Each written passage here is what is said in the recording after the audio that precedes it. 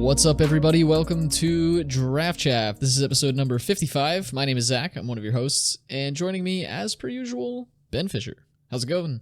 Oh, it's going good, dude. We have a new set releasing this week, which I didn't really realize until several hours ago, so I'm pretty hyped. Right, yeah, it's okay. We're not totally doing a format breakdown right now that you probably should have. Never mind. Let's get into it. I've been doing my research. I've been watching the cards that come out. I've been thinking a lot, mulling things over, but I have to admit, I'm still having a lot of fun in Strixhaven, so I guess it kind of stuck up on me. You've been tearing up the trophy channel. Oh, man. I was so close to a trophy on one of them, on a really sweet one today. I had Storm 9, and I grape shot my opponent for 9. Oh, man, it was so good. I ended up losing...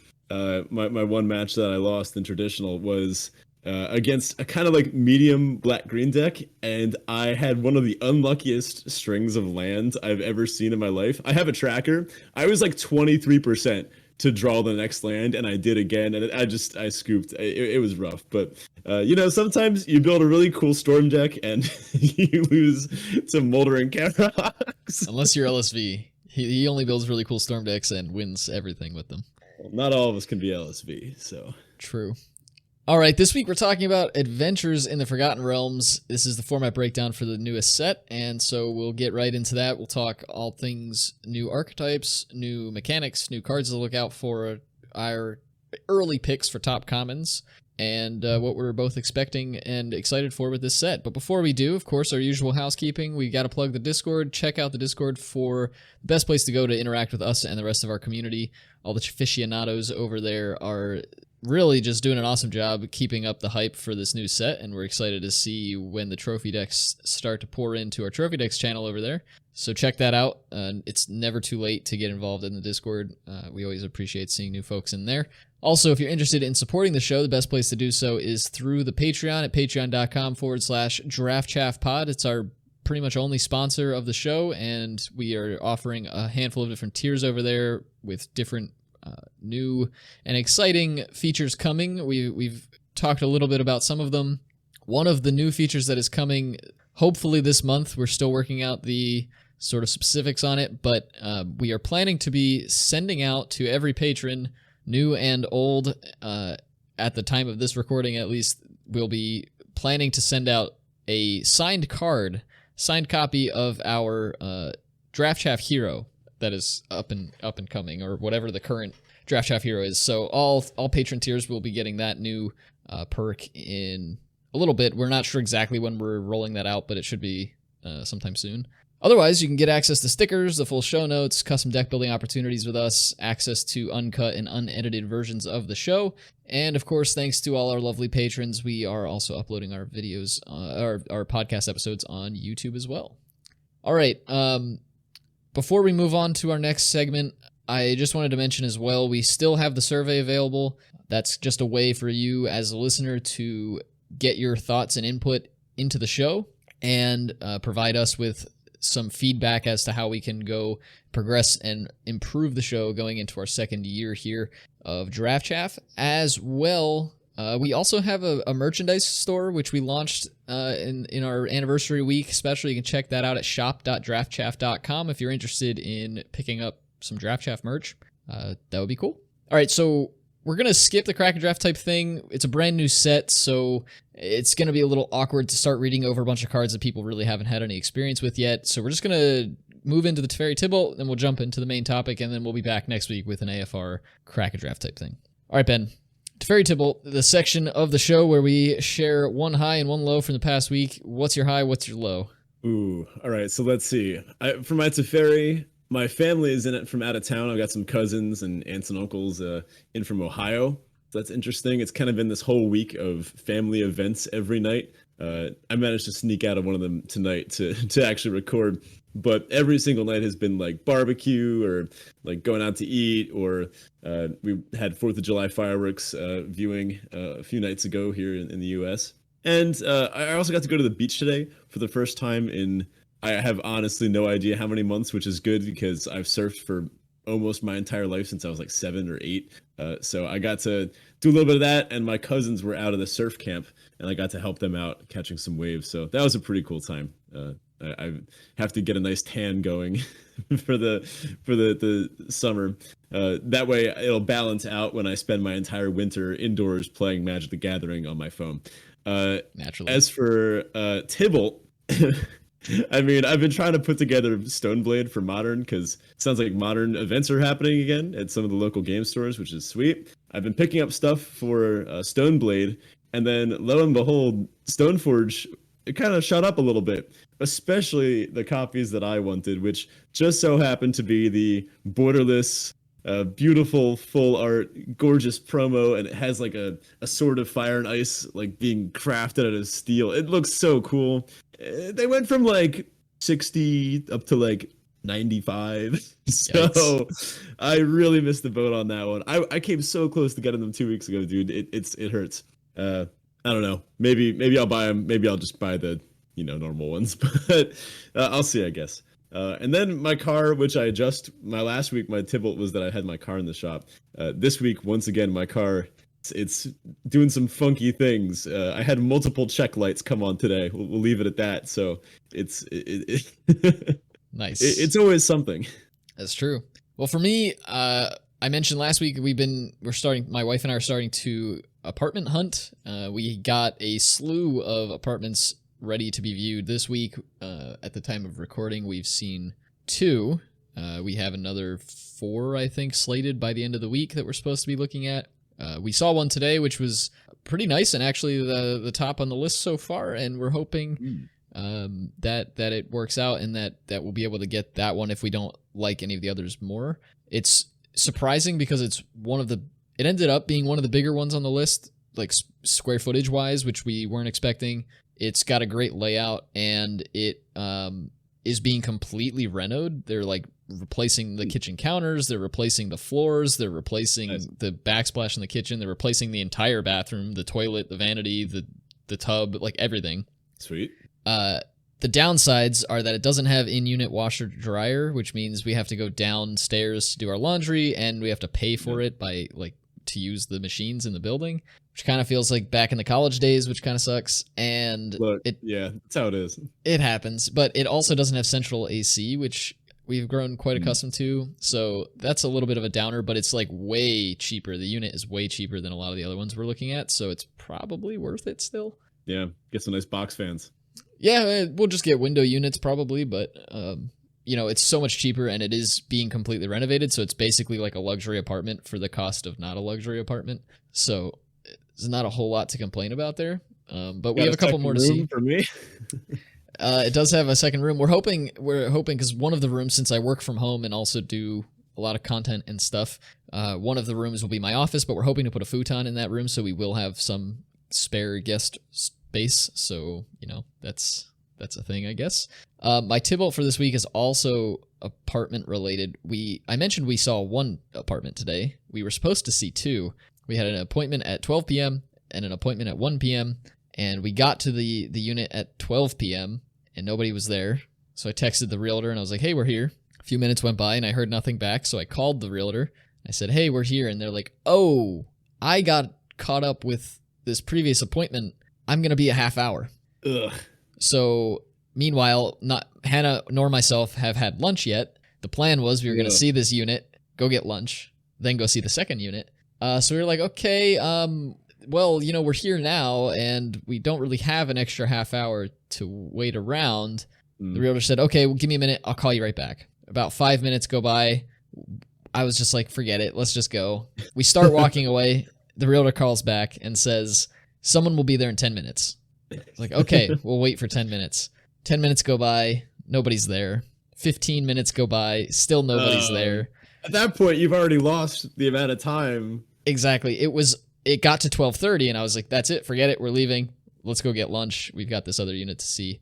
And as we were driving to get lunch, they called back and I didn't answer, but the realtor texted me and said, oh, I guess, and I texted them when we left, we can't wait any longer. I wasn't just going to walk away and not say anything. Yeah. I said, we can't wait any longer. And they texted back and said, oh, I guess we just missed you. Someone's waiting there for you now. And I didn't answer because was like, I That's guess. just Well, we got to lunch, and then I answered, and I said, I guess so. But we waited a half hour, and we have another place to be. So, like, sorry, I guess. Like, that's don't be late next some time. GM on their part, I would say. All right, on to our listener question of the week. This week, our question is from Dorrigan, who asks, "What's your D&D character?" Or make one up if you don't have one. So you are gonna answer what's your D&D character. I'm gonna answer make one up. So go ahead. Yeah, so I have a bunch. I've been playing D&D since like back in middle school, off and on. I had a long running campaign going in high school, or actually right as I got out of high school. It kind of started in high school. Ben and I started a chess club in high school, and then quickly turned it into D&D club, which turned into Magic club, and then back to chess. It was like a really weird thing that happened. Yeah. But that campaign that started in that class kind of kept going after high school for a little while. Once I met my wife, I stopped playing in that group. But it was a great campaign. I played a rogue in that campaign named Rannick, and everybody called me Ricky. That was one instance where I used my internet moniker as a character name. Nice. At one point, one of the PCs in that group died, and Rannick ran off with a bunch of stuff that the party had because he got scared of dying. And I used that as an excuse to roll a new character because I was getting tired of playing that rogue. So then I rolled there's actually a bit of time where I don't remember what happened, but I ended up playing 3 characters in that campaign. One was Rannick, the rogue. One was a monk who was a Vow of Poverty monk, and we were playing 3.5 D&D. 3.5 edition, which was fantastic. But you could play a Vow of Poverty monk, which basically meant that you were not allowed any real worldly possessions outside of like your clothes and food. You couldn't gain anything. You could earn money, but all of it had to be earned with the preconceived understanding that it would be given away or donated at some point. You couldn't spend it for your own gain. But it gave you incredible powers. Like, I didn't need to eat or drink. I didn't need to sleep. I could. I rolled a trip master monk, basically, which let me just run around all over the battlefield and just trip everybody, and they couldn't get up and stuff. It was wild. It was a really fun character. That sounds fun. Airbender. Kind of. And then I also played a cleric at one point, and that was fine. I don't actually remember what that character's name was, though. My monk's name was Ren Carland, and one of my more favorite characters. Just recently, and then I kind of stopped playing with them. Hadn't played D&D for a long time, and then in college I picked up DMing a little bit, so I didn't get to play my own characters. I played NPCs, but I didn't get to like pour into one particular character. But we just recently took a break from a campaign I was running, and as such, somebody else in the group decided to pick up DMing for a little bit. We played like 2 sessions of that campaign, and it kind of fell apart. But I wrote a crazy backstory for my character, and his name is Saphandrius, which is a nod to a character from Brandon Sanderson's Stormlight Archive. There's a character there who we find out in one of the later books is named Saphandrius. I won't spoil who that character is, but essentially my Saphandrius is an old man who's not an old man. He's actually a dragon who has been true polymorphed into a human, and by some lich, and is working to undo that. And you can read all about Saphandrius' backstory on my blog, because I wrote an entire backstory for him and posted it on my blog, Wayfarer's Journal. So if you're interested in reading the background story for Saphandrius there, you can do that at wayfarersjournal.com.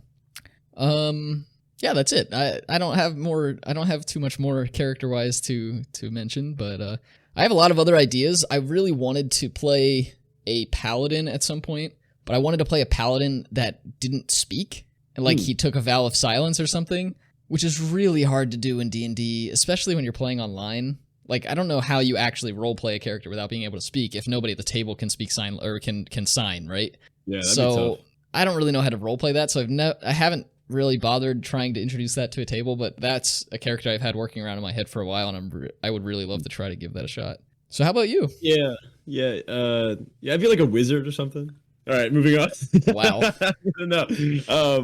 I don't know. A lot of the ones that you've said have been cool. I've never actually been part of an active D&D campaign, which is shocking to both myself and most people that know me, given how up my alley it is and should be. But I've played a lot of like little one-off type games, or what's the one that's I cannot remember what it's called. I think you have it because I know I played it with you before. It's kind of like the futuristic. You know what I'm Gamma talking World. about, right? Gamma Yeah, Gamma World, World. yeah. That's the one. Gamma World's a That's a fantastic good time. RPG that is very yeah, it's more sci-fi than fantasy, and it's very randomized. It's a very fun game. Yeah, so I've done some things like that, and then other like non D&D affiliated but D&D esque spinoffs. Like one of you just kind of do the thing, and then that's it. My schedule is pretty packed. As a teacher, it's hard to find enough free time to do anything, let alone have a reliable D&D campaign. And if I did get to in a D&D, then how would I keep grinding for Mythic every month for apparently no reason? Why would I? Why? It's not like that has no point anymore. Why I have to keep doing that? Oh god. Right. Anyway, no. In reality, I would probably end up being some sort of mono white esque character, probably like a paladin or a monk or a knight of some kind. I've always found those pretty fun archetypes in similar RPG esque games. I think I don't know if it was one of your characters or if it was one of our friend characters that I'm thinking of. In that campaign that you mentioned, wasn't there somebody that they could trip? This is what you reminded me. It was someone that could trip people, and if they were too high level for them to be tripped, you could make them think they were tripped. Didn't someone do that? It's been a long time. I don't think my monk had the ability to do that, and my monk was the only character in that campaign that could do anything of the sort. But it might.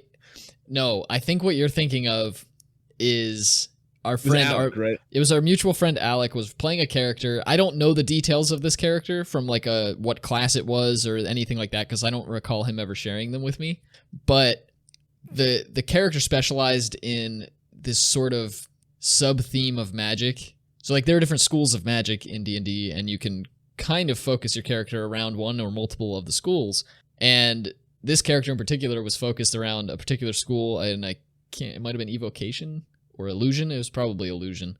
But basically, yeah, he would like attempt to do something, and if that thing failed, you would still just think it happened to you, which is ridiculous. That's funny. It's really funny. Yeah, it was an extremely powerful character too. That character did work for that campaign. Oh yeah, I can imagine. Anyway, let's get into the main topic today. We've got the Adventures in the Forgotten Realms format breakdown. Oh man, we got a lot of stuff to cover. So we're going to start by going over some of the mechanics, and it's kind of weird. We're going to cover the mechanics and then some of the other main themes in the set. And then we are going to go through each two-color pair and discuss the kind of uncommon legend and the vector that it seems to be pointing in. So this is a bit of a newer strategy for us. Those that have read my vector theory article out on Cardsphere right now, and actually article number 2, the sequel to that, is either out right now or it's on the way. Hint, hint. So we're going to discuss the direction that the deck best suited for that two-color uncommon seems to point. And then we're going to go over some of the other cards that match with that vector, things that seem to point in the similar direction and would pair very well in that deck. Another way to view this would be top cards of that two-color pair. But we're framing this via vector theory because why not? It's cool. So why don't we start it off by going over Venture into the Dungeon? So what's going on with that, Zach? Yeah, so a little preface to the mechanics. There are only kind of 2 mechanics in this format. Yeah. The rest of them are just like weird tangential things they added to cards. So Venture into the Dungeon is the core main mechanic of the set, and essentially what it allows you to do, you'll see it on cards. A card might say, when this card enters the battlefield, and venture into the dungeon. What it means is, if you haven't already started a dungeon, you start one, and we'll talk about what dungeons are in just a moment. If you have already started one, you progress one room into that dungeon. And the dungeons, there are 3 of them. They are cards that exist outside of the game. They are not in exile. They are not part of your sideboard. They just simply are. And when you venture in the dungeon, you get to choose. And if you venture into the dungeon and you're not already in a dungeon, you may choose one of the 3 dungeons to begin your journey through. All 3 of the starting ones are relatively simple. The first room on all 3 of them is, I believe we have Scry 1, you gain 1 life and opponent loses 1 life. I have them up. Each player loses a life, but yeah. Each player. Okay. So relatively simple starting rooms there, but then they all culminate into something a bit more powerful. What are your thoughts? I don't know. I mean, it seems it's all over the place. It's everywhere in the set. Every color has access to dungeons that are kind of free. Yeah. There's something. It's not often we get an additional outside the game piece. Sometimes we get, broken ones like energy. Sometimes we get ones that are, I don't know, I guess lesson learned is similar because you draw from something outside the game. But as we've seen, this allows for a lot of versatility. And this allows for, I want to say, better, more interesting decision trees in games. I mean, even just this, whenever you venture, at least for the first time, you have the choice of which dungeon to go into, right? And then as you continue to go deeper, you have these branching pathways where sometimes you have multiple ways to get to the same room, if that's one of the room that you really want, or for example, Tomb of Annihilation, you can choose to go through the oubliette, in which case you have to discard a card, sack an artifact, creature, and a land, but then you get a 4/4 the next time you venture. So maybe you really want to get through the dungeon fast to trigger a bunch of payoffs. Or maybe you want to take your time and go through the Dungeon of the Mad Mage, which has like 7 layers or something like that. And then the last one is you get to free cast a spell. Sick. And then there's kind of the mid-tier one, the Lost Mine of Phandelver? Phandelver. Which is just kind of like a nice little value-y one, where the last room is you draw a card, and in between there's some little bits here and there. So it's cool. I think this is a really hard one to evaluate without having played it, especially because a lot of the cards, we haven't been looking at them with respect to these dungeons yet, right? We've been looking at these cards in isolation. We've been looking at like 3 mana 3/2s and whatnot, and then not really thinking about how they interact with, say, room number 3 of the Lost Mine of Phandelver, which puts a 1/1 counter on target creature. Maybe that ends up being crucial for a deck, or maybe the life gain that the Dungeon of the Mad Mage has at least one point, and then I think the Lost Mine has a life gain thing involved. Maybe that life gain ends up being crucial for the life gain deck, which is white-green in this format. I'm excited. It's really weird. It's really cool. We're going to have to wait and see how it plays out gameplay-wise, because it's a very, I want to say, structured ability, structured mechanic, where, like, you get a choice of what to go through, but once you're in a dungeon, you're locked in and you have to go through. I don't know. It's hard to interact with. In fact, it's almost impossible to interact with. I think there's one piece of hate. It's like a 2 mana 2/1 that says each opponent can't venture more than once per turn or something like that. Mm-hmm. Who knows? I'm excited to see something kind of weird like this in what would be considered a core set, though. Yeah, and it's interesting too because they kind of add a little bit more of a chess component to Magic in that, like you mentioned, once you're locked into a dungeon, you're locked into that dungeon. So it's, if you want to make sure you hit a specific room's effect on a certain turn, you're going to have to kind of play ahead and know, okay, I need to venture this many turns in a row to get to this by turn 5 or, whatever, to try to get those effects exactly when you want them. So that'll be interesting to kind of play around. And it's worth noting, after you've completed a dungeon, there's nothing stopping you from going through and doing that dungeon again. Mm-hmm. You just need more cards that venture. And there are some cards that care specifically about having completed a dungeon. It's sort of like a weird pseudo status effect that gets applied to you as a player. Once you've completed a dungeon, you are known to have quote unquote completed a dungeon, and some cards care about that. So that's something to look out for as well. Yeah, the fact that there are some cards, commons, rares, things all throughout the rarity that rely on having a dungeon be completed, it makes me think that we're going to have time to complete dungeons. This isn't going to be like a turn 6 or 7 format where games tend to end quickly. I think this is going to be a slower one because it seems to imply that maybe you could do the same dungeon multiple times. It would take some time to get through those dungeons multiple times unless you're reliably triggering venture 3 times a turn or something. But you need some pretty wacky stuff to get that to happen, I think. I don't know. Maybe not. Maybe I'm going to eat my words and regret that. Maybe people are going to be venturing like 10 times in a turn. I don't think there's anything quite like that from having looked over the spoiler. Yeah, I'm with you. It's probably going to be, I would say it won't be too terribly difficult in the decks that want to hit twice a turn. 3 times a turn is probably going to be the super sweet spot where like you're really doing it if that's what your deck wants to be doing. Oh, yeah. We'll see. But more on the speed of the format in a bit. I think we're going to be seeing a slower format, but a weird caveat to that, which we'll get to. The next mechanic on our list here is an actual mechanic, and there's something to be mentioned here. There is a lot of italics text in this format. Almost every card has some form of italics text, which is basically just a name for the ability that is being described by that name, but doesn't have to be referenced that way. Usually you can take italics text in a card to just be shortcut notation that might be a way for you to real quickly recognize what's going on. In this set, there are a lot of cards with italics text, and they're almost all different. However, there is one ability called Pack Tactics, which is seen on quite a few cards and does actually give you some indication of what the ability is doing. Anything with Pack Tactics cares about having power 6 or more amongst attackers. All of the Pack Tactics effects are different in some way, shape, or form, but that is the trigger that they look for total power 6 or more when attacking with creatures. And we'll see some more of the cards that have Pack Tactics on them as we go through the rest of these. A few other mechanics to talk about. We have modal cards. There are a handful of cards that give you options to choose things, kind of pick your path. I actually have one pulled up for this. Dawnbringer Cleric is 1 and a white for a 1/3 human cleric. So when it enters the battlefield, choose 1. Cure Wounds, which means you gain 2 life. Dispel Magic, which means destroy target enchantment. Or Gentle Repose, exile target card from a graveyard.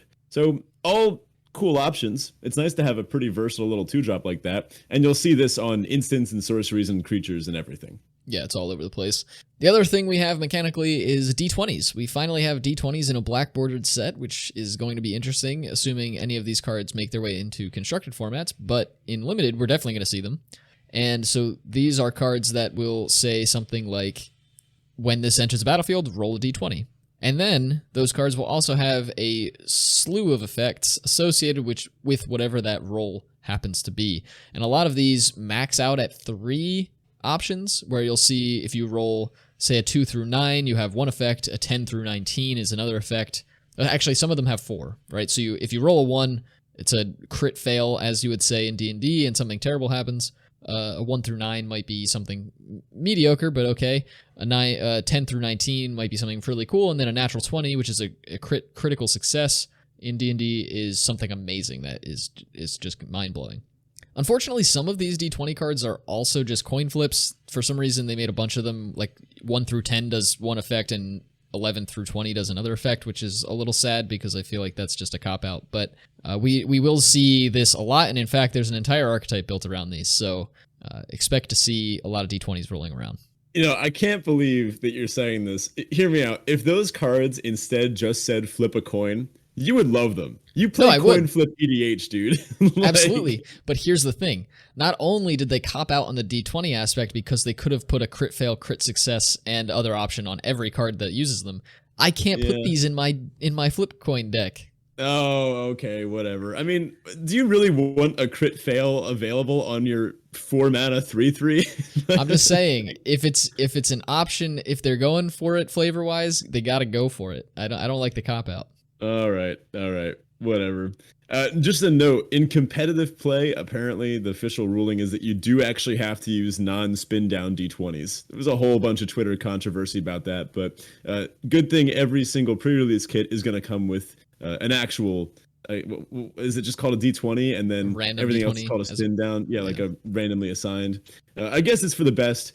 Some people just kind of drop the dice instead of actually rolling them, in which case it is kind of problematic. I don't know. If you're really going to play Magic the Gathering at your local game store and you're trying to game your dice, come on, dude. Get real. Yeah. Like you got some learning, some life lessons to learn. Go back to Strixhaven. And to round out the rest of our mechanics here, we see treasures make a huge return. There's an entire archetype, or arguably more than one archetype, that care about treasures. It's a big component to the format. Expect to see those around a lot. And a reminder, treasures are artifacts that tap to add mana, and you sack them to add mana. And we also see a brand new card type in classes. These are class is a subtype to enchantments. We have one here to go over, but they are essentially new types of enchantments to kind of bring that class feel from D&D into the game, and as of course that's a very big part of D&D. So the one we have here to go over, and I'll preface this by saying all of them are of uncommon or higher rarity. There are 12 total that I was able to find, and it looks like 7 of those are rares, so do with that information what you will. But the one we're going over here is an uncommon. It's called Wizard Class, It's blue mana, just a single blue. And all of the classes have levels, as you might expect if you're familiar with D&D. Each of the levels associated with them, when you play the class, you get the first level. Each of the consecutive levels after that require some amount of mana to be spent at sorcery speed to gain that ability. And so for wizard class, the first level is you have no maximum hand size, so it's fine, I guess. Generally won't matter for 1 mana, but cool. Level 2 costs 2 and a blue to activate, and when it does, it says when this class becomes level 2, draw 2 cards, so divination. And then level 3 is 4 and a blue to activate, and it says whenever you draw a card, put a +1/+1 counter on target creature you control.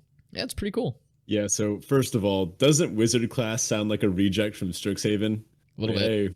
Hey, go into wizard class. I like these cards a lot. I think they all come down really cheap, and that makes them pretty versatile mana sinks. Think about if you have this in your opening hand, and then you had a bunch of you get a few 2-drops in your opening hand, and then like a 5 or 6 drop. And first you might be like, oh, well, I've got to play a 2-drop on turn 3. No, this thing lets you be mana efficient. This kind of takes care of your turn 1, turn 3, and turn 5. And of course, you won't always want to do it like that. Sometimes you'll have a 5-drop or a 3-drop you'd rather play. But just the fact that you have this option, you can just let this thing sit around for a bit if you have to. And it's going to eventually help you out on a turn when you have nothing better to do. And all of them have pretty cool payoffs. The white one lets you gain extra life. I think it reanimates something eventually.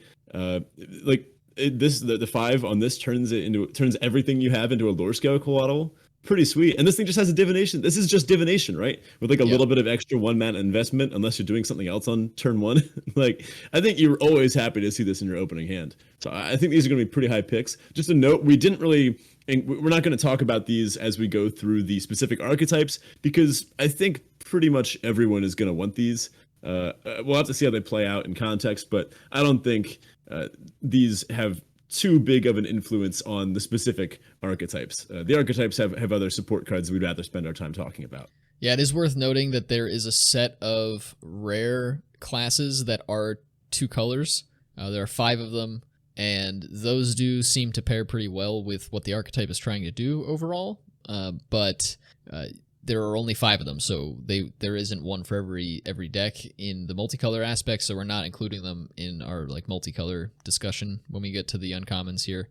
Also, all of the multicolored classes are rares, so something else to consider. Before we move into the full archetype signposts and vector directions and everything, we did have some miscellaneous notes we wanted to talk about before we get into all of that. We've talked a few times about the importance of the power toughness dichotomy in limited formats and what the spread between power and toughness can mean for a format's speed overall. So we ran some numbers before this episode and found that the average power for 2-drops in particular, which is a very pivotal turn, is 1.72. So relatively low, relatively weak as far as the average power for 2-drops goes. And then the average toughness for 2-drops is 2.03. Both of those numbers including cards that make creatures for 2 mana. So there are a couple of equipments at 2 mana that will make creatures when they ETB. I included those in the math for that. So it looks like we can expect on average cards to have more toughness than power, at least in the 2-drop slot. So something to consider. It seems like that means this is going to be a bit of a slower format, as 2-drops won't be able to trade with each other as often. Also, white has the most 2-drops by a significant amount, and we did a little bit of a breakdown here to go over how many 2-drops are in each color. White has 14 of them. Black and blue both have 8 apiece. Red and green both have 9 apiece. There are 10 multicolored 2-drops, 1 for each color pair, 5 of those being the classes. The classes, thank you. And there are 2 colorless 2-drops as well, so something else to keep in mind. All right, let's get into the meat. So just as a brief reminder for those that haven't listened to the Vector Theory episode or read the article, first of all, go check those out. We worked hard on them. They're pretty cool. And Vector Theory is pretty cool. So Vector Theory is the idea that Magic cards have a strength and a direction. It's based on physics. Just go read the article. So basically, we treat cards as though they have a specific direction that they point in. And that direction you could call the archetype, you could call it what they want to be doing. And the strength of that card is how good it is. A 1 green 10/10 trample would be very, very good. It would have a very, very large vector in the direction of attacking with green creatures, if that makes sense. something like a 10 mana 1/1 white creature that says when it ETBs, you gain a life, which, they might make that someday. That has a direction, life gain, and it has a strength, awful, unplayably bad. So you can have different directions and different strengths. We are going to talk about each of the signpost uncommons, the 2-color legends. And I really like this trend of having these cool little legendary uncommons for each of the signposts. I think it's a neat trend to have. Plus, who doesn't like more legends? Legends are cool. And we're going to take a look at what the direction of that card is. It's hard to analyze the strength of that card, but we'll comment on it as best we can. And then we'll talk about other cards that seem to also point in that vector direction. So starting off with white-blue, as we've deemed it the Dungeon Delver archetype, the uncommon here is Hama Pashar Ruin Seeker. Wasn't there already a Ruin Seeker? There is a black card called Ruin Raider, I think. Is it Jory and Ruin Diver? That was a blue-red Ruin card, Diver, right? yes. All right. We've done a lot of ruinous things, but Ruin Seeker is 1 white-blue for a 2/3 human wizard, legendary.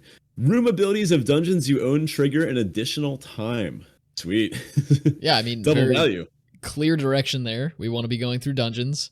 3 mana 2/3 is low on stats, which tells me that extra room ability trigger is going to be rather significant. Notably, she doesn't venture herself, so she's not going to give you one of those triggers. But Hama Pashar does seem to be enabling the dungeon decks.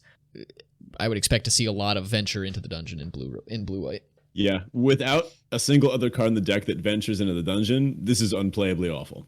But if you have enough ways to venture, it could be pretty good. Now, I noticed going through blue-white, there's a lot of these kind of mildly statted creatures, but they're all augmented by the venture mechanics. So I'm expecting blue-white to really get a lot of its value from this venture, I guess depending on which dungeon. I could see blue-white going into the speedy dungeon if it has one of like the rare payoffs. I think I forget the name of it, but it's the rare 3-drop anthems, your creatures, if you complete a dungeon. But then otherwise it'll probably be going through the slower ones, getting all the good value stuff, and hopefully getting twice the amount with Hama Pashar. So let's take a look at some cards here. We've got Shortcut Seeker. It's 3 and a blue. It's a 2/5 human rogue. When it deals combat damage to a player, venture into the dungeon. Simple, straightforward. Kind of a weird set of stats. A 4 mana 2/5, and this kind of plays into our idea that it might be a slower format, but I don't know. Clearly these things could use some evasion, right? Yeah, and this card is certainly better off in the black-blue deck, which we'll get to next.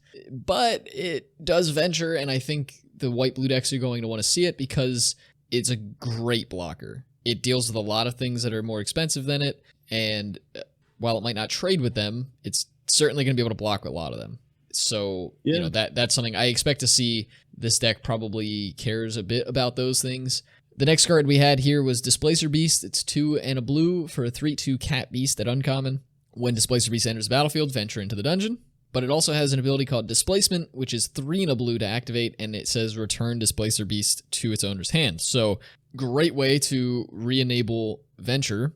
And while I would say this is arguably an expensive version of this, if you have Hama out and you're getting double triggers off of it, that's huge. Now, one thing I want to correct, I guess not correct, but point out specifically with Hama is that you don't venture twice. It doesn't double your venture triggers. It triggers the ability from the room you're in twice. So you won't get through dungeons any faster. You just get the abilities more than once. Yeah, good note there. So notably, these are both repeatable ventures.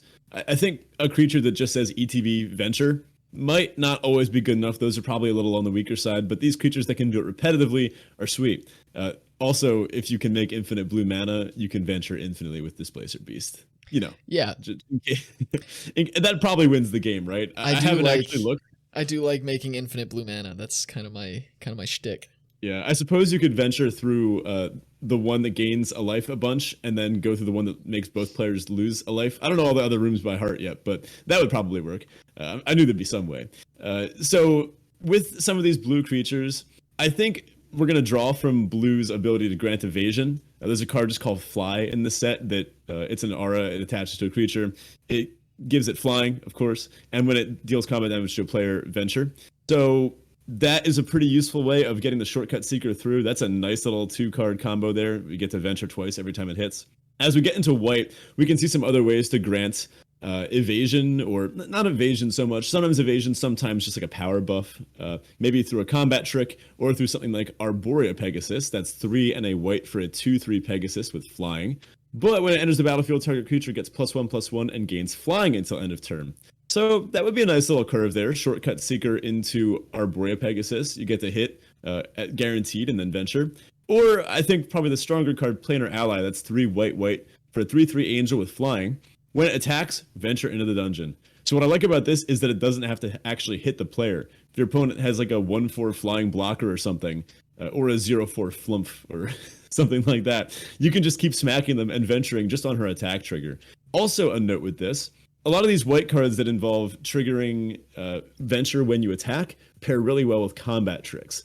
Because your opponent kind of knows that you're going to be attacking with them, it's kind of telegraphed. It's almost the same as creatures that are forced to attack each turn if able. Those pair really well with combat tricks because your opponent's going to leave back a blocker that's perfect for it. And then you're going to have a blowout if you manage to get a trick off. So I'd feel pretty comfortable attacking with a Planar Ally and maybe a little, like a +3/+3 or a power or toughness boost, something like that. Yeah, this deck is going to be interesting. I'm curious to see exactly which cards fit into this vector more powerfully, like which cards add to the vector the most or pointing in the same direction, because I think a lot of them cards perhaps like Shortcut Seeker may be detracting from the actual vector direction of this deck because they kind of are slightly off, and we'll see that again when we get to blue-black. But it's going to be interesting. I think we're going to want as many of these Arborea Pegasus as possible.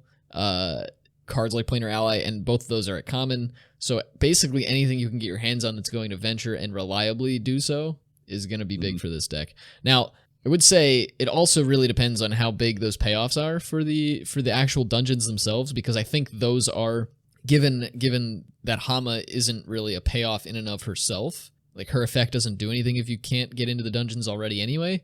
I think really capitalizing on the rooms of the dungeons and being particular about which dungeon you're picking is going to matter a lot toward the success of this deck. With that, on to blue-black. Blue-black is interesting this time around. I actually am going to go out on maybe a limb. Maybe this is just common knowledge at this point. Blue-black seems to be the aggressive archetype in this format, which excites me a lot. The archetype we are lovingly calling Sneak. Essentially, its creatures can't be blocked is what it cares about. Seems to have a handful of creatures that do things when they deal combat damage to players as opposed to when they attack. And it looks like it's going to play out aggressively. So saying it's going to play out aggressively is weird, and you'll see why. Our signpost on common here is Cridle of Baldur's Gate. I think it's Cridle. Cridle sounds cooler. We'll go with that. Cridle of Baldur's Gate it's blue and a black, so 2 mana for a 1/3 human elf rogue at uncommon. Of course, is a legend. Whenever Cridle of Baldur's Gate deals combat damage to a player, that player loses 1 life and mills a card. Then you gain 1 life and scry 1. A lot going on there. The drain effect might matter. We'll see how many things can capitalize on that. The mill a card likely doesn't matter. Doesn't seem like mill is like a strong theme in this format. The scry one's probably going to be pretty important. But Cridle also has another ability here. Whenever you attack, you may pay 2. If you do, target creature can't be blocked this turn. And this is kind of why I see what I see as a hint that blue-black might be aggressive in this format. Now, 1/3 are stats we wouldn't expect to be very aggressive, but because it's 2 mana to get a creature through, I'm expecting to see a lot of cheap creatures in this deck that do things when they deal combat damage to a player, and you're going to want to dump this extra 2 mana. Like your curve might top at like 3 or 4, and every turn you want to put 2 or 4 mana into getting creatures through. We'll see. The first card we have here to kind of support the deck a little bit is Soul Knife Spy. This is 2 and a blue for a 3/2 elf rogue at common. When Soul Knife Spy deals combat damage to a player, draw a card. Again, huge. You would pay 2 mana to draw a card almost always, I guess, if it's also on an attack trigger here. Seems pretty solid. Yeah, this would be a good thing to activate during a board stall, right? Attack with this thing, pay 2 to make it unblockable. Now, it's good to give something unblockable if you're getting a good value bonus like this, like drawing a card that's huge. But having unblockable is also more relevant when your opponent is at a lower life total. It's another kind of hint that maybe you're going to want to eventually close out the game by giving like 2 or 3 things unblockable. Also notably, this doesn't have a power restriction. In some recent sets, we've seen a power restriction on things that can be given unblockable, or we saw Wormhole Serpent, you had to pay 4 for this effect. So this is pretty cheap for this. Well, speaking of paying 4 for this effect, our next card is Guild Thief, which is 1 blue for a 1/1 Orc Rogue at uncommon that says whenever Guild Thief deals combat damage to a player, put a +1/+1 counter on it. So that's a big payoff if you can get this down on 2 and you can reliably get it through. But it also has an effect called Cunning Action, which is 3 and a blue, so 4 mana. Guild Thief can't be blocked this turn. Sweet. So it seems great. I mean, it's going to enable itself. I don't know that you really like to put 4 mana into a 1/1 getting through, so you'd like to see this pumped a few times before you're putting that mana into it, but it is a sync later in the game, and those are always great in your 2-drops. It's hard to say this will actually get through on turn 3, because a lot of the 2-drops have big butts and are probably going to be able to eat this pretty easily. Mm-hmm. So I'm not sure that Guild Thief is going to be great early, but it doesn't seem like it'll be great late. I mean, we'll have to see just how many other cards there are to get it through in combat. Yeah, this is the one that seems fine late. There's some other ones that might do more if you can manage to get through with them later. Also, you know what I just realized? This is just blue-black rogues. Yes. God, I hate rogues. Well, it's also one thing that Guild Thief kind of catches my eye about is that when I read this card, it didn't really scream that it was all that powerful, but it's an uncommon, which usually means that there's something going on there. So I'll have my eye on Guild Thief as a card to kind of watch in my pick orders throughout the beginnings of the format. So our next card here is Horde Robber. This is 1 and a black for a 1/3 Tiefling Rogue at common. Whenever Horde Robber deals combat damage to a player, create a treasure token. So ramp, cool. Yeah.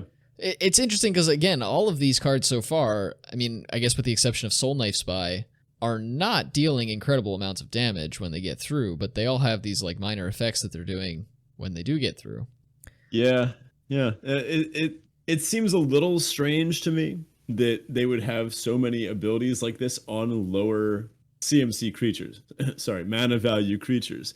I wonder how easy it's going to be to get these things through. One thing I am noticing is that this deck would be very punishing for somebody that, say, misses their turn 2 or turn 3 play. Imagine the value you'd accumulate from getting 2 Horde Robber triggers in. You could either slam a huge thing or maybe use the payoff of treasures, which black seems to have. Yeah, I think there are going to be a lot of ways this deck comes together and actually does something interesting, and we'll see. I mean, I'm not really convinced as to the power level of the deck yet, but I might be missing a part of it. But it seems super fun. I'm going to be really excited to try it out. Our last card here for the archetype is Yuan Ti Fangblade, which is 2 and a black for a 2/2 Snake Rogue at common. It has Death Touch, and it says whenever Yuan Ti Fangblade whenever it deals combat damage to a player, venture into the dungeon. So this should be another one that's going to likely see decent play. And I would have said it would be good in like an Esper build, but something we didn't mention at the beginning of this is that there are no dual lands in this set. Yikes. We're kind of stuck with 2 color pairs then. Yeah, there's very little other fixing as well, so yeah, expect to draft 2 color decks for quite a while. And there's Evolving Wilds, right? I saw the cool promo. There is an E-Wilds. Yeah, there is an E-Wilds. Yeah, this one's versatile. Trades with anything on defense, and if you're attacking with it, it's probably going to get through. Next up, we've got Black-Red. Now, I'm not usually super excited about Black-Red, but this is pretty sweet. Black-Red Treasures Matter is our vector direction for Kalain Reclusive Painter, which is Black-Red for a 1/2 Human Elf Bard. When Kalain Reclusive Painter enters the battlefield, create a treasure token. Other creatures you control enter the battlefield with an additional +1/+1 counter on them for each mana from a treasure spent to cast them. So how this works, if I play a 2 mana 2/2, but it was cast with 2 treasures, that's a 2 mana 4/4. That's sick. This deck is going to be really fun. Yeah, I've never seen something this unique in Black. Like, Black-Red is always just sacrifice or aggro or kill. Like, this is really cool. I like this. Now, as a brief aside, I wonder how many more cards we need to make Painter tribal. We've got Blood Artist, which doesn't actually pair very well with this one, weirdly enough. Could you just do Artist tribal and like every card has to have like a painting in the art or something? Oh, yeah. probably could work something out with that. A lot of vampires have some nice ornate true. backgrounds to them. Also, another side note. So human elf bard. Yes. Human elf is their way of saying half elf, right? Yes, for some reason they felt the need to not. I guess for synergistic reasons they felt the need to not create a half elf subtype for creatures. Yeah, because it is both human and elf. Okay. So then, and then a halfling is like a hobbit, correct? Yes. And then a tiefling is like a demon. Yeah. Tieflings are like half demons, sort of. They have demon ancestry, but they are not technically in and of themselves demons. So what's the other half? All right, on to... I don't actually know. I'm going to have to read up... Flavor Town. Yeah, I've never played a tiefling, so I don't have a ton of experience with them, but I will be reading into some lore for our Flavor Town episode, for sure. Mm-hmm. Well, anyway, Kalain, this card's super unique. Now, just if you're hitting your land drops, this lets you play a 4-drop on turn 3. Just black-red ramp is one way you could view this, because you're going to be making a lot of treasures. You can power out some things ahead of schedule. But there are also cards that get bonuses if you use treasures to cast them. So you're going to have to look at your opening hand and kind of see where you're going to end up spending your treasure wisely. I love this black-red kind of greedy treasure hoarding aspect. Let's take a look at our first thing here. We've got Thieves' Tools. This is one in the black for an equipment. When it enters the battlefield, create a treasure token. Now you're going to see a lot of cheap cards with that line on them, I've noticed. Equipped creature can't be blocked as long as its power is 3 or less. Equip 2. All right. Yeah, this is interesting. I think flavorfully I like it. It isn't really buffing your creature, so to speak, and might actually be a nice card in the blue-black deck as well. Mm-hmm. But, getting basically free treasures is going to be good for this deck as well. Yeah, I'm noticing some really strong color themes here. More so than I am 2 color themes, I think. But I think the 2 color themes play into them very nicely. So blue seems to be unblockable / dealing combat damage. Black seems to be treasure. White seems to be, I guess, venturing or attack / venturing. And then the other colors, I suppose, we'll get to in a bit. Next up, we've got Skullport Merchant. This is 2 and a black for a 1/4. This is an uncommon dwarf citizen. When Skullport Merchant enters the battlefield, create a treasure token. It has pay 1 in the black, sacrifice another creature or a treasure, draw a card. Yeah, so this is another reason to stockpile those treasures. Mm-hmm. Now, notably, you cannot pay the treasure mana to sack the treasure itself. That would just be too good. So you got to sack something else or, sack the treasure itself. But this thing clearly wants to sack treasures, right? Yeah, it's interesting because, reading just this card without having seen the full spoiler, you would think, oh, yeah, we want to, we're probably going to have some token generators. We can just sack our creatures. Because this is really 2 mana, sack a creature, draw a card, or 3 mana, draw a card. Right, because sacking a treasure is essentially just paying an extra mana. Yeah, that matters. That's a huge deal. Now, it doesn't seem like the set does have a ton of token generators. There are some, but not a ton.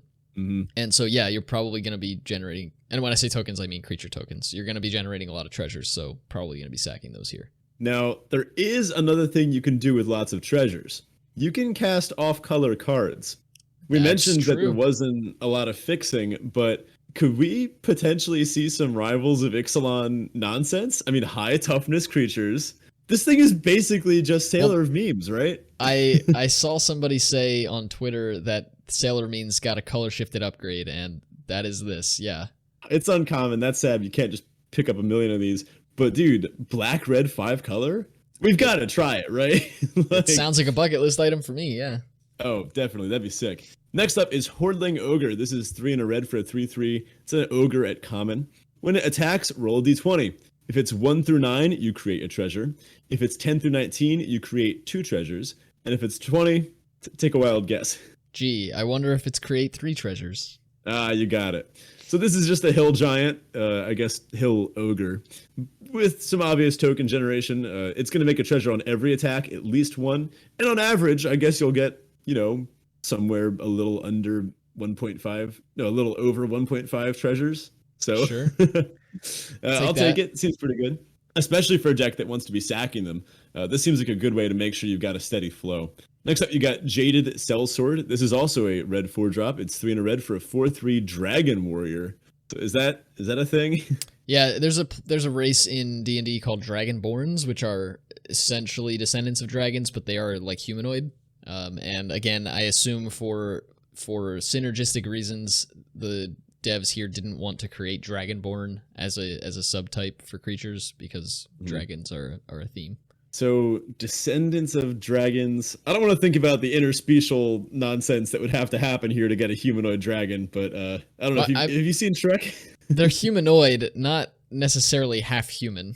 Okay, thank God. I think they still hatch from eggs and stuff. Oh, all right. That's pretty funny then. Again, I need to read up on the lore a bit more. So when Jaded Sellsword, 4 mana, 4/3. When it enters the battlefield, if mana from a treasure was spent to cast it, it gains first strike and haste until end of turn. Can you imagine curving Kalane into this thing?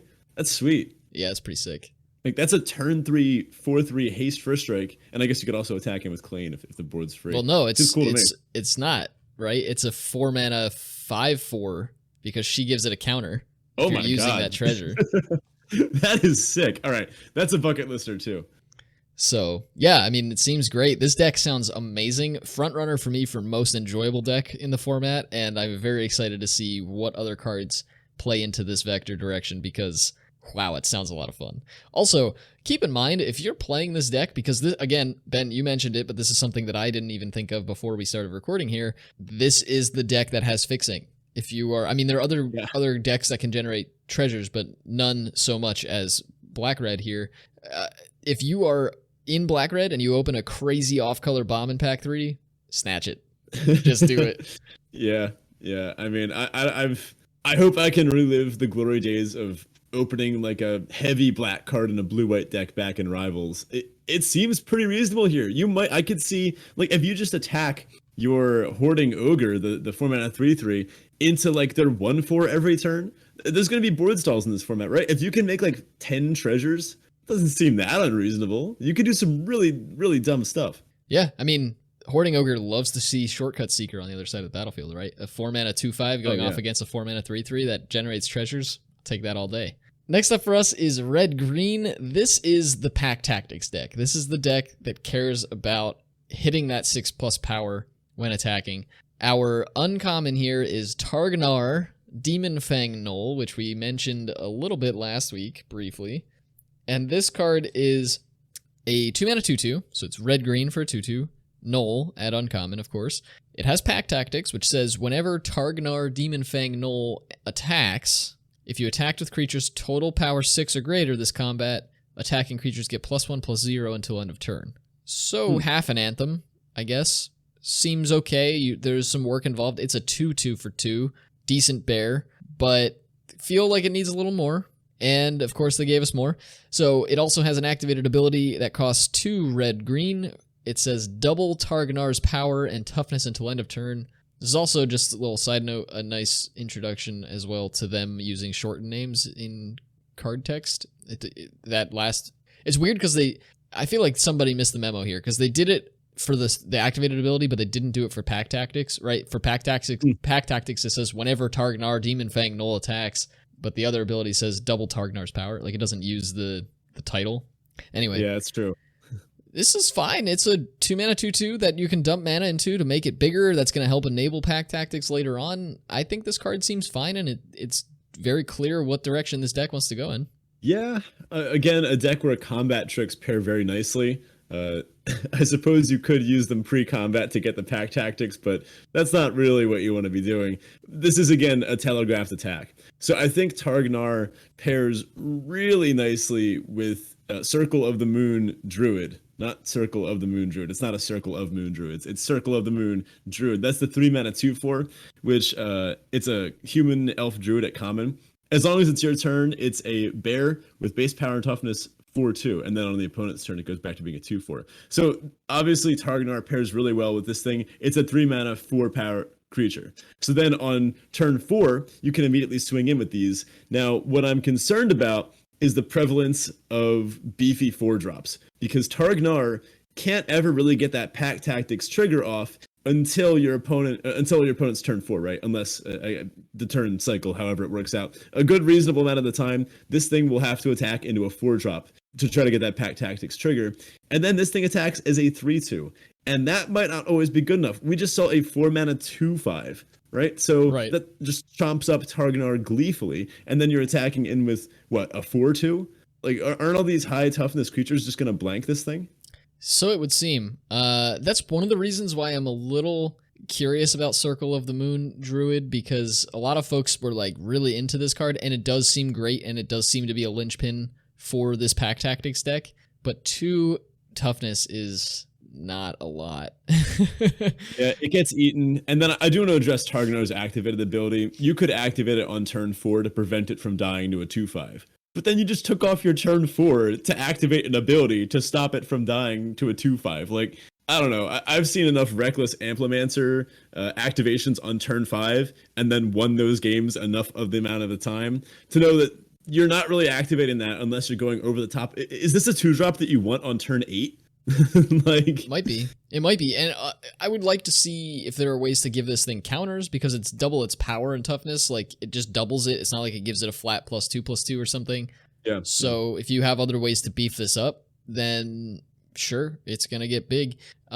Also, it doesn't have to do the thing if you have a bunch of other creatures. Like, I can't quite tell if this is a go big deck or a go wide deck. So it seems like it's more of a go big, like go tall deck, but we'll see, I guess. It kind of wants both because it cares about power, but then it gives flat effects to all your attacking creatures, which means you want more of those. So it seems a little stretched. Next up, we have Hobgoblin Captain. This is 1 and a red for a 3/1 Goblin Barbarian at common.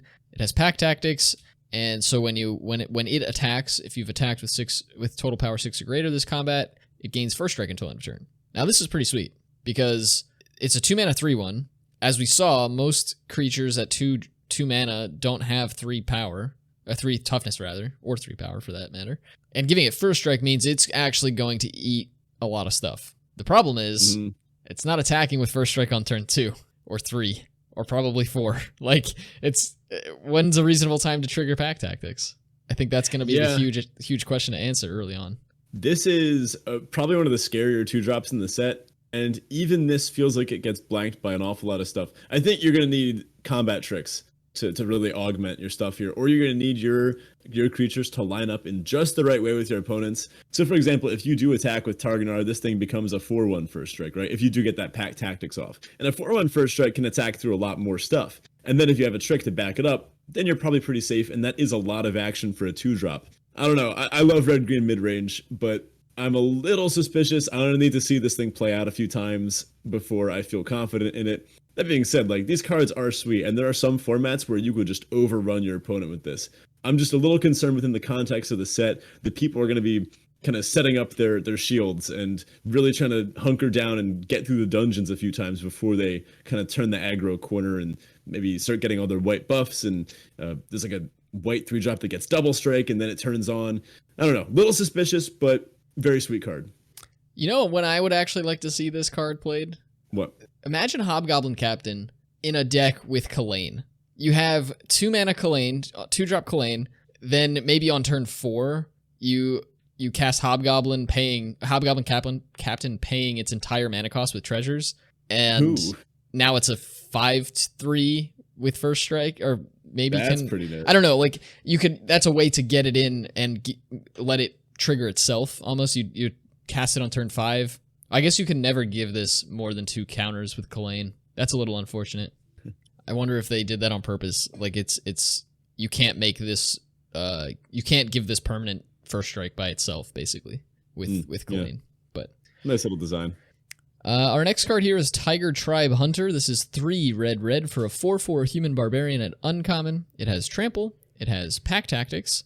And so when you do the Pack Tactics thing, you may sacrifice another creature. When you do, Tiger Tribe Hunter deals damage equal to the sacrificed creature's power to target creature. Okay, so a couple things going on here. It deals damage equal to that sacrificed creature's power, which is big because this deck cares about big power. But now you're taking power off the board, so your Pack Tactics isn't as likely to trigger again.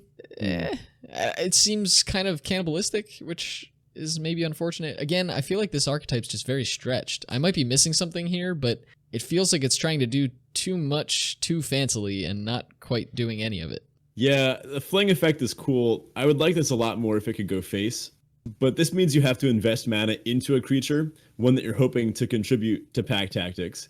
And then this kind of just forces the trade. Then you have to, I don't know. It's whatever, but this one is also a little bit suspicious to me. Cool design though, like it's pretty sweet. 5 mana 4/4. The art is pretty badass too. Yeah, I mean at 4 power, it's going to help get you through the pack tactics thing on its own quite handily. And another thing that's worth mentioning is this fight effect, or I guess you could argue the fling effect is happening at attack, so they don't get to line up blocks. It's not like you get to do this in response to a favorable block from your opponent.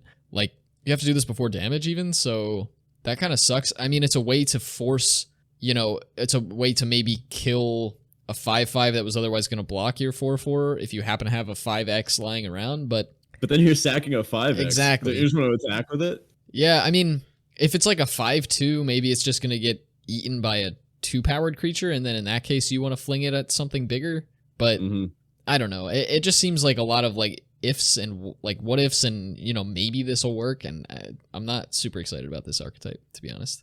Yeah, the last card that we have for this is kind of cool though. Intrepid Outlander. That's 1 of the green for a 2/3 Orc Ranger uncommon with reach. Jeez. And it has pack tactics. Just venture. Yeah, this one's pretty sweet. This is a premium 2-drop in green, I'm going to guess. It is an uncommon. Yeah, but it's pushed. Yeah, I mean, it's a 2 mana 2/3 with reach. Reach isn't the most amazing of keywords, but it is a pretty decent one, especially in a color that doesn't generally get evasion in other ways. Like, it doesn't tend to have flying that often. You do get reach relatively often in green, but yeah, this seems sweet. I'm excited about Intrepid Outlander. I just don't really like this archetype. Yeah, whatever. Can I sell you on green-white life gain instead? So I actually think Intrepid Outlander is going to be much better in this deck. Oh yeah, I could see that. Pairing the venture with white, yeah, that probably is a little bit better. Well, and so next up, the counters thing with pack tactics is going to be big too. That's true. So we've got green-white life gain counters for our next archetype here, our next vector direction.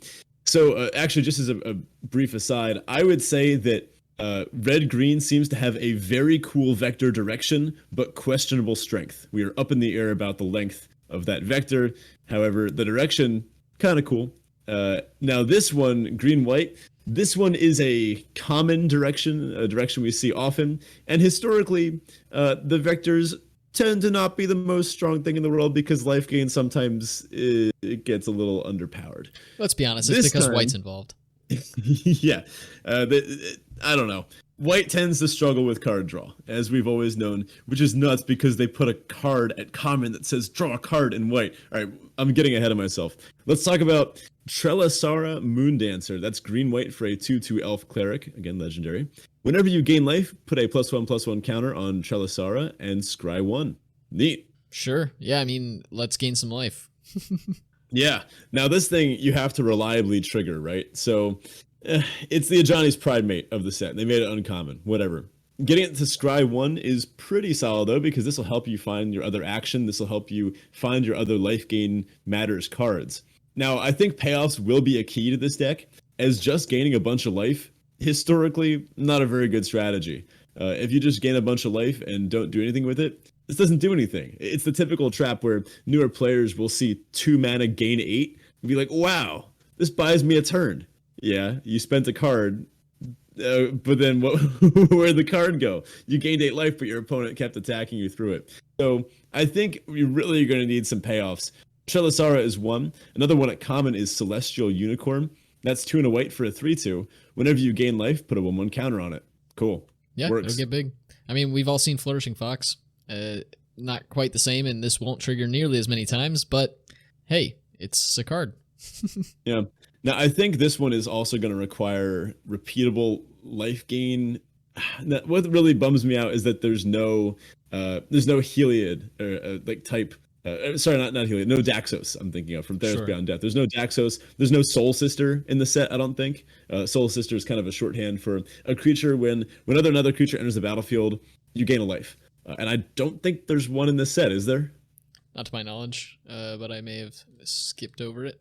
Yeah, I don't think there is. I've noticed a lot of little life gain cards here and there. For example, you've got Priest of Ancient Lore. Wow, what a card. 2 and a white for a 2/1 Dwarf Cleric at common. When ATBs, you gain 1 life and draw a card. What? Like, what? And then you lose, right? you then lose the game. Yeah, so this is a terrible body. This is a 3-mana 2/1. You never want that in your deck. But the fact that it replaces itself and gains life means that if it has a home, it's going to be in this deck. Maybe you could do something with the body, double block with it, trade it off, reanimate it to get that card back. Who knows? Maybe it'll do something. Now, I like the repeatable life gain triggers a little bit more, and here we have one in Sylvan Shepherd. I think this is going to be a key to this deck if it works. This is 2 and a green for a 2/3 Vigilance. When it attacks, roll a d20.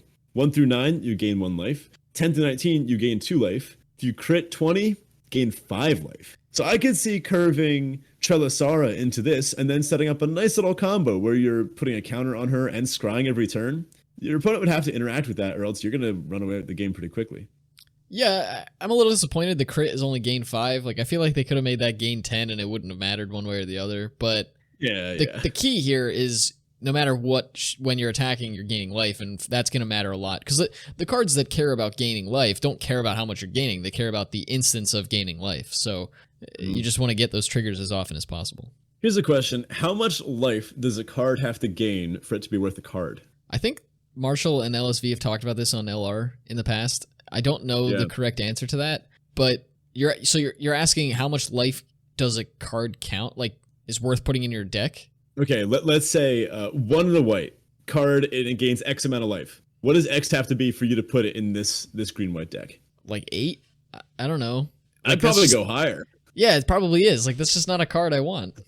Like, it could be infinite. I don't care.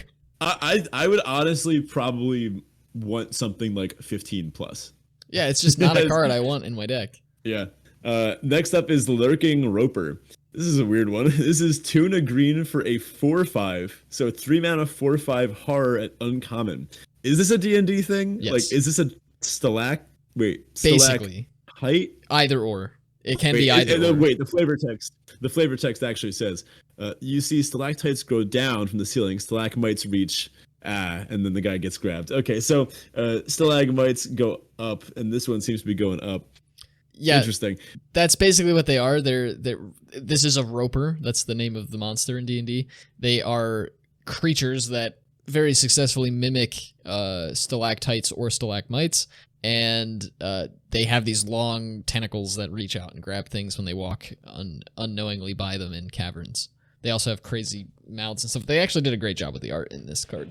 The art looks so absurd, but I guess if this is realistic. Look, D&D has giant floating eyeballs with other eyeballs sticking off of them. I'm not going to get too into it. But this thing is a 3 mana 4/5. It doesn't untap during your untap step. Whenever you gain life, untap Lurking Roper. Man, I want to curve Sylvan Shepherd into this thing too. That turns this into a 4/5 Vigilance. Sick. Yeah, I mean, not exactly a curve per se, because they're both 3-drops, but... Oh, yeah, okay. Whatever. Seems pretty good. And if you happen to be finding yourself against a more aggressive deck... If it's not blue-black, because that's just going to get through regardless of what blockers you have, this will block very handily and eat a lot of cards at and above its and below its mana value, so, it's all good. Also note, if you can gain life at instant speed, you can leave this back, or leave this tapped, and then gain life at instant speed to ambush an attacker. Yeah, very true. That's definitely going to be a consideration to keep in mind if you see this on the battlefield. Next up, we have white-black. In this deck, this vector direction, we're calling Dungeon Reanimator. Our uncommon here, our signpost uncommon, is Barrowin of Clan Undur. It's 2 white-black. Get it. Yeah. Undur. Yeah. It's a dwarf. Oh, man. Yeah. Yeah, go ahead. 2 white-black for a 3/3 dwarf cleric at uncommon. When Barrowin of Clan Undur enters the battlefield, delve into the dungeon. You're not going to stop laughing about that, are you? It's so dumb. It's exactly... You probably designed this. Like, you submitted the name for that card. That is a very pun to make. But it has 2 R's, so it's cool. Oh my gosh. Sorry, continue. Yeah, fine. I'm not even going to say it anymore. When Barrowin enters the battlefield, venture into the dungeon. And then, on top of that, whenever Barrowin attacks, return up to 1 creature card with mana value 3 or less from your graveyard to the battlefield if you've completed a dungeon. That's strong. Yeah, it doesn't repeat. So it's a 4 mana 3/3, so obviously understated. It does venture into the dungeon to begin with when it ETBs, so you are going to get started if you haven't already. Hopefully, in this deck, by turn 4, you've already gotten started on your dungeon. And it'd be nice for Barrowin to actually end a dungeon for you. What's the fastest you can complete a dungeon? Like how many ventures is the fastest to get through them? I suppose 4? it's 3, but that's the one that makes you sack a bunch of stuff. You have to sack a land, a creature, an artifact. It's no joke. Yeah, so you're probably not really looking to do that. Interesting. Maybe you are. I don't know. Maybe that's a really strong payoff. I guess actually sack a creature and get it back. Right. Yeah. In that case, for sure. The land is problematic, but maybe there are ways around that. But it's interesting. I mean, it's going to get you started at least. It'd be nice if it finishes things, but it's unlikely that it will, unless you draw it later in the game. But at the very least, you're getting back a card of CMC 3 or less whenever it attacks. So yeah, that's repeatable. 3 or less CMC is nothing to scoff at. If you have a bunch of 3 CMC cards, like a lot of those are going to be worth something in this format. So I'm interested to see how well this does. I mean, it kind of makes it sound like it wants to be aggressive. Like it almost makes it sound like this is your curve topper, and you're just going to keep getting 3 drops back. Yeah, but we'll see. Our next card here is Delver's Torch. This is 1 and a white for an artifact equipment at common. It says equipped creature gets +1/+1. Whenever equipped creature attacks, venture into the dungeon, and it equips for 3 mana. So a little expensive for an equip for that +1/+1 effect, but hey, this deck wants to venture. This lets you make any creature venture whenever it attacks. So, and notably, black doesn't have a ton of venture. Yeah, white is the main venture color, it seems. So this kind of augments that. The decks that are white-black that really want to get venturing might need some help. Oh man, can you imagine Barrowan reanimating Priest of Ancient Lore and then looping it? Oh man, that seems kind of sick. Yeah, I don't know though. It's interesting. This Barrowan seems to be very telegraphed. If you see this, if your opponent plays this on turn 4, you're just gonna kill it before they get to do the cool reanimator stuff, right? That's true. It does need to be alive, and it doesn't reanimate itself if you happen to have. I guess it's a legend, so that just is a moot point anyway. But yeah, I don't know. It's definitely fun. It's exciting. You're right, though. I mean, it's just gonna eat removal spells, so that's kind of why I was saying like you want this to be finishing your dungeon for you, because at least then you're getting 1 reanimation off of it. Oh, actually, not even. It still needs to attack. So yeah, it seems a little loose, but maybe it'll be good. Our next card here is Gloomstalker. This is 2 and a white for a 2/3 Dwarf Ranger at common. As long as you've completed a dungeon, it has Double Strike. So another card that cares a lot about completing dungeons. That sounds fine. A 3 mana 2/3 Double Strike is a card I'd play, I guess. It wears equipment well. It wears combat tricks well. Yeah, it does all these things. I don't know. This one seems a little suspicious as well. I think maybe this is like the dungeon archetype. Yeah. Maybe White Black really wants to have completed the dungeon, because obviously these are some big payoffs, and I mean getting back something like the Gloomstalker with Barrowan is clearly pretty good. 3 mana 2/3 Double Strike is a pretty solid attacker, although even that's not the best thing in the world. Maybe we've had our tastes kind of spoiled for a while. Like we've been playing with some pretty high-powered sets, and we're now I feel like we're on the down ramp. You know, we're not playing Eldraine anymore, where the best 10 cards should probably be banned from every format, and the next 15 are all like linchpins. No, absolutely. And I mean, this is supposed to replace a core set, right? So it should have relatively equal power level to a core set. That's not surprising to me. I saw somebody posted a picture of the meme of the 3 dragons, and one of them looks kind of goofy, but they're 3 heads of a Hydra, and one looks kind of goofy, and the other 2 look really menacing. And it was like Throne of Eldraine, Ikoria as the 2 menacing ones, and then AFR power level as the goofy one. So seems like it, yeah. Our next card here is Dungeon Crawler. This is 1 black mana for a 2/1 zombie at uncommon. ETB's tapped. Whenever you complete a dungeon, you may return it from your graveyard to your hand. So this is something that makes me think this deck is going to be capable. A, this is an uncommon. B, It's saying whenever you complete a dungeon, not if you have, you can pay a cost to do it. This tells me that you're going to be able to complete dungeons pretty quickly, or pretty regularly with this deck. That said, if you can't, I feel like this deck it's just not doing things. I don't know. You know what? It's making me think that Black-White might want to go into the bad one, the Tomb of the Annihilation. Because this thing, attacking with this just seems bad. It gets blanked by basically every card in the format, right? You're not really attacking it with this thing too often. But there is, in the Tomb of Annihilation, on the left path, you have this thing. I think it's let me pull it up. It's Sandfall Cell. Each player loses 2 life unless they sacrifice an artifact, creature, or a land. Sorry, artifact, creature, or land. So you can just loop this thing through the Sandfall Cell over and over. There's also Veils of Fear, the room that comes before that, which is each player loses 2 life unless they discard a card. You can just kind of stacks your opponent out of the game by like looping this thing over and over again, and then getting stuff back. This is the first time I've seen a specific color pair really want to go through a certain dungeon. I think Black White might want to go through the Tomb of Annihilation just to get that sweet 4/4 God Horror. Yeah, that's gonna be the fast one too. So yeah, so completing quickly. Yeah, interesting. Man, sometimes they what a good game we got going here. The fact that they still managed to surprise us with a core set replacement. Yeah, and then our last card for this, kind of just a highlight for this vector archetype direction thingamajig is Fate's Reversal. This is 1 and a black for a sorcery at common. Return up to 1 target creature card from your graveyard to your hand. Venture into the dungeon. This is a good way to buy back your Barrowin after it's inevitably eaten a removal spell, and it's going to help you complete dungeons as well. So seems to do everything this deck wants to do. Mm-hmm. I think we all undervalued Learn when it was stapled onto these kind of archetypal cards that we were used to seeing. Something like Guiding Voice, we undervalued for a while. So I think seeing Venture on something similar, probably going to treat it maybe a little higher than we did in the past. It seems that this might be the direction that design is going. And yeah, again, I like this kind of vector. I like Reanimation. I like Black-White in typical formats. There's going to be removal flowing, of course, and of course by now you probably realize we're not talking about removal when we go through each of these. You're just going to take good removal.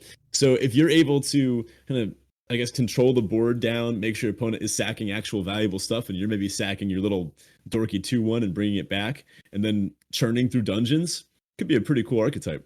Next up, we've got Black-Green.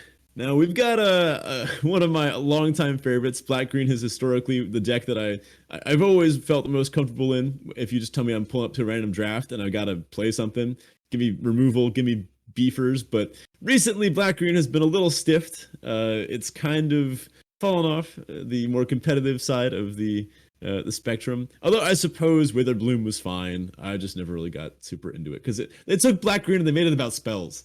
Like, come on. that was the one that they made good. Like, whatever. So here we've got Reanimator Death Triggers. So this is, again, not super atypical vector direction for Black-Green. We've got Shesra Death's Whisper, in case you were wondering whether or not Black-Green wanted things to die or not. This is 2 Black-Green for a 1/3 Human Elf Warlock. So that really fails the vanilla test there. But we're not done. We've got Bewitching Whispers. When Shesra Death's Whisper enters the battlefield, target creature blocks this turn if able, and Whispers of the Grave. At the beginning of your end step, if a creature died this turn, you may pay 2 life. If you do, draw a card. All right, man. That's a good payoff. Yeah, I mean, forcing a creature to block, which is going to inevitably trigger that a creature died this turn clause, I would assume, right? That's kind of the whole joke. Is good. Also, half of this archetype's colors being also kind of part of the life gain matters sub-theme is going to help you pay that 2 life more regularly and not really worry about it. So, if you can get incidental life gain on your creatures and things, nice ways to draw cards. Notably, that Whispers of the Grave effect triggers if any creature died, so you can sack your own stuff to get it to happen too. Yeah, Shesra seems awesome. Yeah, this is a really versatile card. This pairs well with big attackers in green. There's common Death Toucher in both green and black. Sweet. I can't wait to try this one out. Now, let's take a look at some of the other cards in this direction. We've got Purple Worm. Now, that's got to be a D&D thing, right? Because that name is just... like, what's good? Is that a thing? Yeah, I mean, pretty much every creature in this set that isn't like a legend or something was just named after the creature it is in D&D. So the worm is just purple? That's it? Yep. Okay. So 5 green for an 8/7. That's pretty big. Yeah, I mean, it's a big worm. Just judging by the art, yeah. It costs 2 less to cast if a creature died this turn. So you're getting a 5 mana 8/7, and then it has Ward 2. That's thick. Yeah. Feel like it needs trample, but for 5 mana, you can't really complain too much. We were talking about ways of breaking through these big blockers, like 2 5s and 1 4s. This thing does not care. You pretty much have to chump. In any reasonable game, you'll die to this in like 2 turns if you've already taken a little bit of damage. that's a threat. Yeah, and it's going to be hard to remove until like the pretty late game because of Ward. Like if you can play this on 5, how do you get rid of it? Yeah. I feel like most removal spells that would deal with this, unless it's unconditional, most of them would have to cost more besides the black 4-mana kill spell. Yeah, but with Ward, it's going to cost 6. So yeah, this is a cool one. Next, we've got Bullet. Bullet. So that one right? Bullet. Bullet. Yes. Okay. 3 and a green for a 3/3 beast, and it looks like a big old mole coming out of the ground. At the beginning of your end step, if a creature died this turn, put a +1/+1 counter on it. Straightforward. Yeah, it'll be good.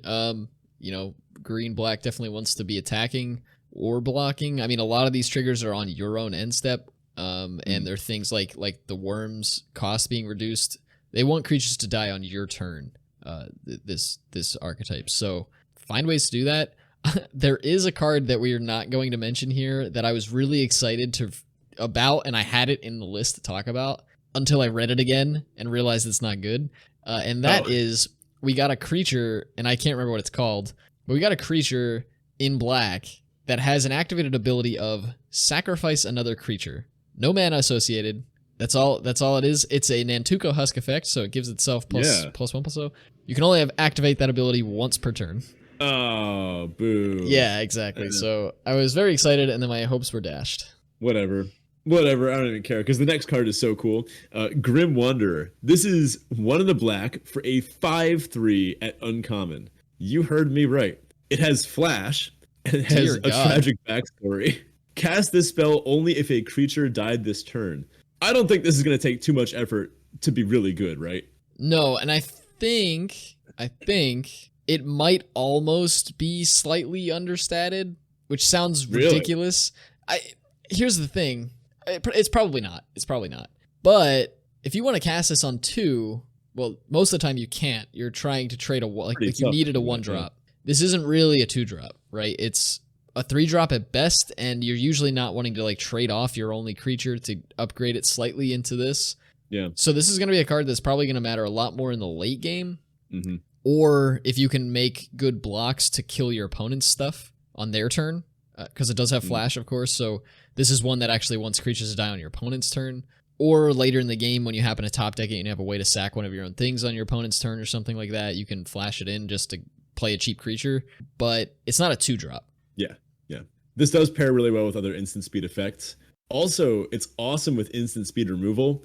If your opponent makes a big attack, kill one of their creatures, flash this in, eat their 2/4. That seems sick. Yeah. And last up this is one of the more fun, I guess it's a build around, kind of. This is Death Priest of Myrkul. This is 2 black for a 2/2. It's a tiefling cleric. It has skeletons, vampires, and zombies you control get +1/+1.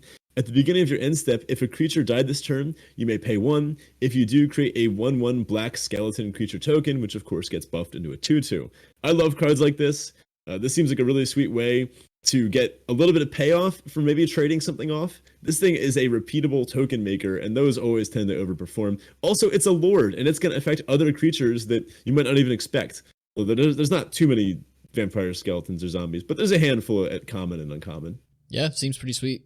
Next up, on to green-blue, which has the vector direction that's a little unique to this color pair.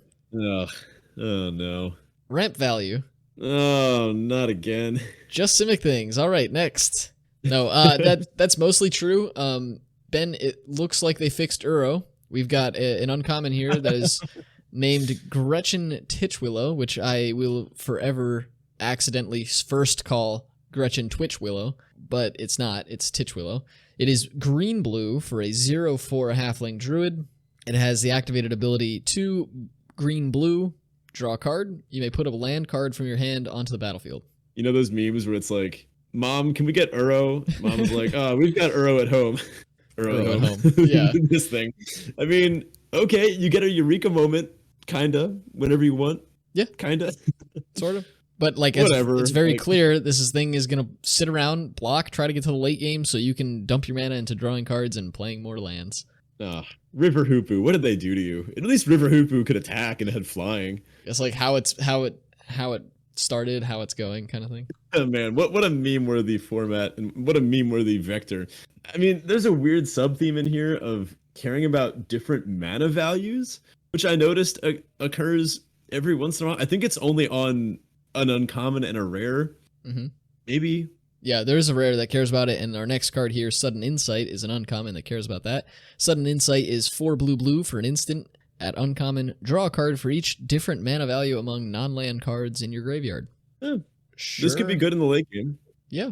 It's sort of a build around. Not really, because by the time you're paying 6, you're likely already going to have maybe 2 or 3 different mana values in your graveyard. This might incentivize you if you have this in your hand to make weird trades. I don't know. It feels weird, and it's not Seasons Pass. Let's just put it that way. Yeah, you really want. I feel like you want exactly one copy of this. If you have 2 copies, you're starting to get a little heavy on the card draw spell mana sink aspect of this. Play Gretchen instead. I think if you draw 3 from this, you're a little unhappy. Still pretty good. If you draw 4, that's kind of solid. If you draw more than 4 cards off this, you're probably in good shape.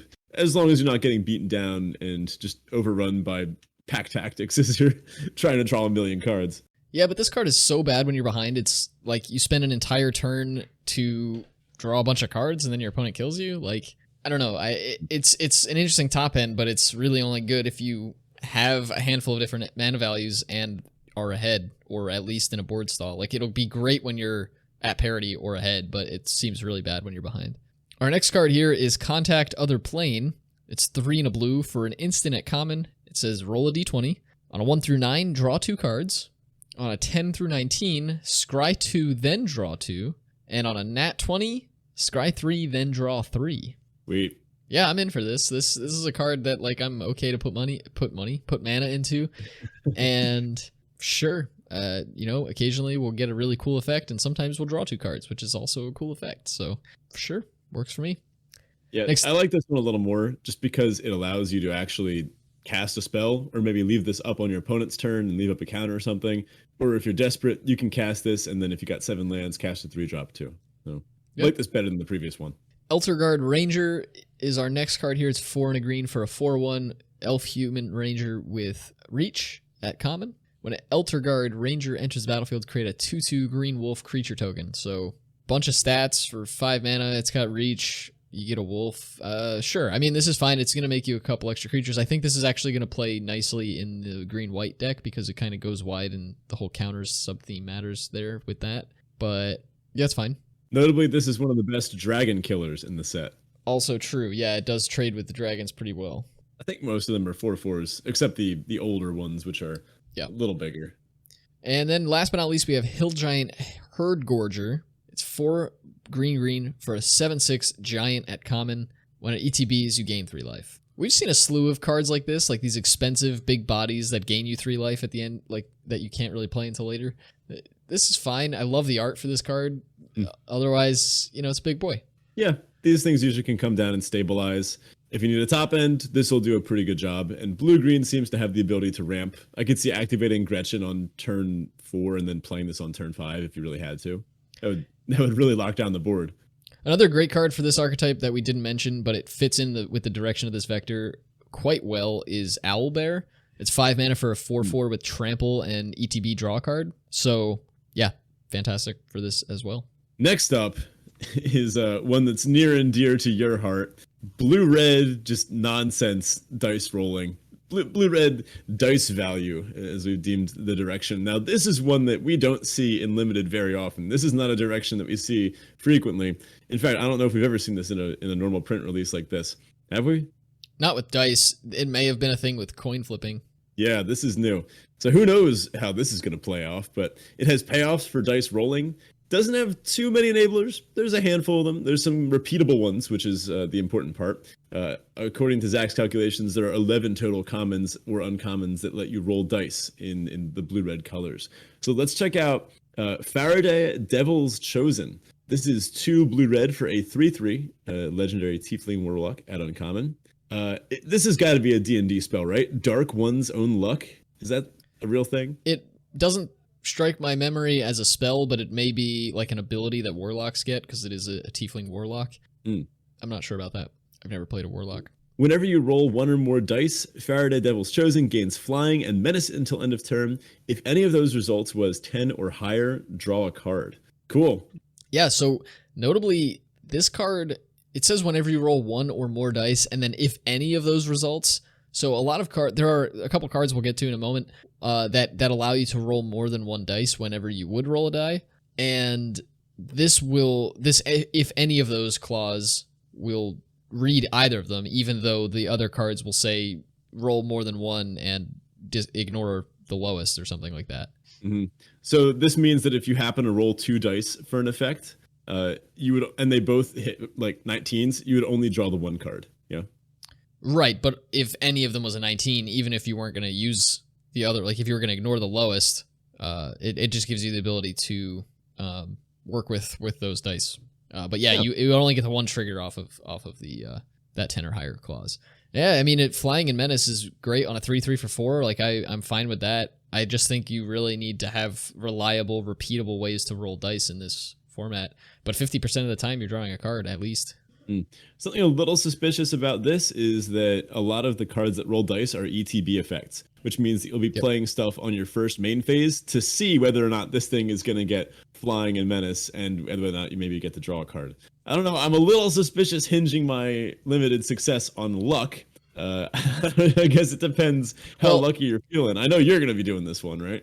Yeah, oh yeah, I'll definitely be giving it a go. But it's the flying and menace is not a luck factor. Like it gets flying and menace anytime you roll a die. It's just the draw card that's random. So okay. Yeah, I mean that's true though. I mean those are things, all things to consider. And you do see roll a die on like a handful of instants and sorceries. We looked at like the contact other plane, which is an instant that rolls a die. So there are ways to do it at instant speed. So if you wanted to give Farida flying and menace on your opponent's turn, there are ways to do so. Yeah, I suppose the support cards for this archetype are so narrow. They really only go in this direction. A lot of them we've seen going in some other directions, but if you're into dice rolling, you're going to want to pick up a Pixie Guide, which is 1 in the blue for a 1/3 flying fairy at common. It is granted an advantage if you would roll 1 or more dice. Instead, roll that many dice plus 1 and ignore the lowest roll. All right, that'll pretty much guarantee that you get what you want, although this is where people are really going to start having some good stories. I don't know, rolled 2 1s and couldn't ignore either, something like that. Yeah, also nitpicky here, but from a flavor perspective, this card kind of misses because in D&D there's this concept of granting advantage or disadvantage.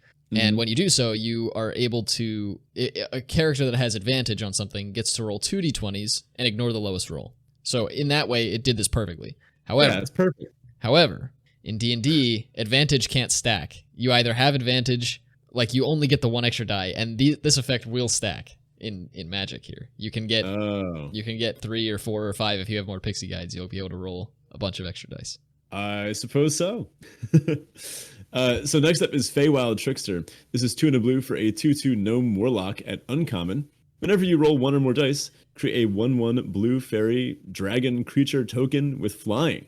All right, that's a payoff. Little 1/1 flyers to get in there anytime you roll. Yeah, again, you're only triggering this once per roll, regardless of how many dice you're rolling, so do with that information what you will, but hey, free creatures. Next up, we've got Brazen Dwarf. This is 1 in a red for a 1/3 dwarf shaman at common. Whenever you roll 1 or more dice, Brazen Dwarf deals 1 damage to each opponent. So a little pinger. I'm seeing some slight pinging sub-themes. Little 1/1 flyers are going to get in. Little 1 damage here, 1 damage there. Okay. This isn't super exciting. Kind of some anemic beats. This is a 2-mana 1/3, and the other thing was a 3-mana 2/2. I don't know. I guess they're worried that if someone gets really lucky, they're just going to just steamroll their opponent if they make these things too good.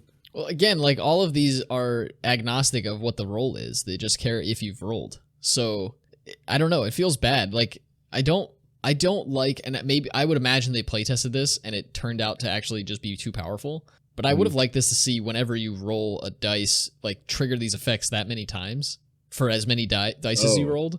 Yeah.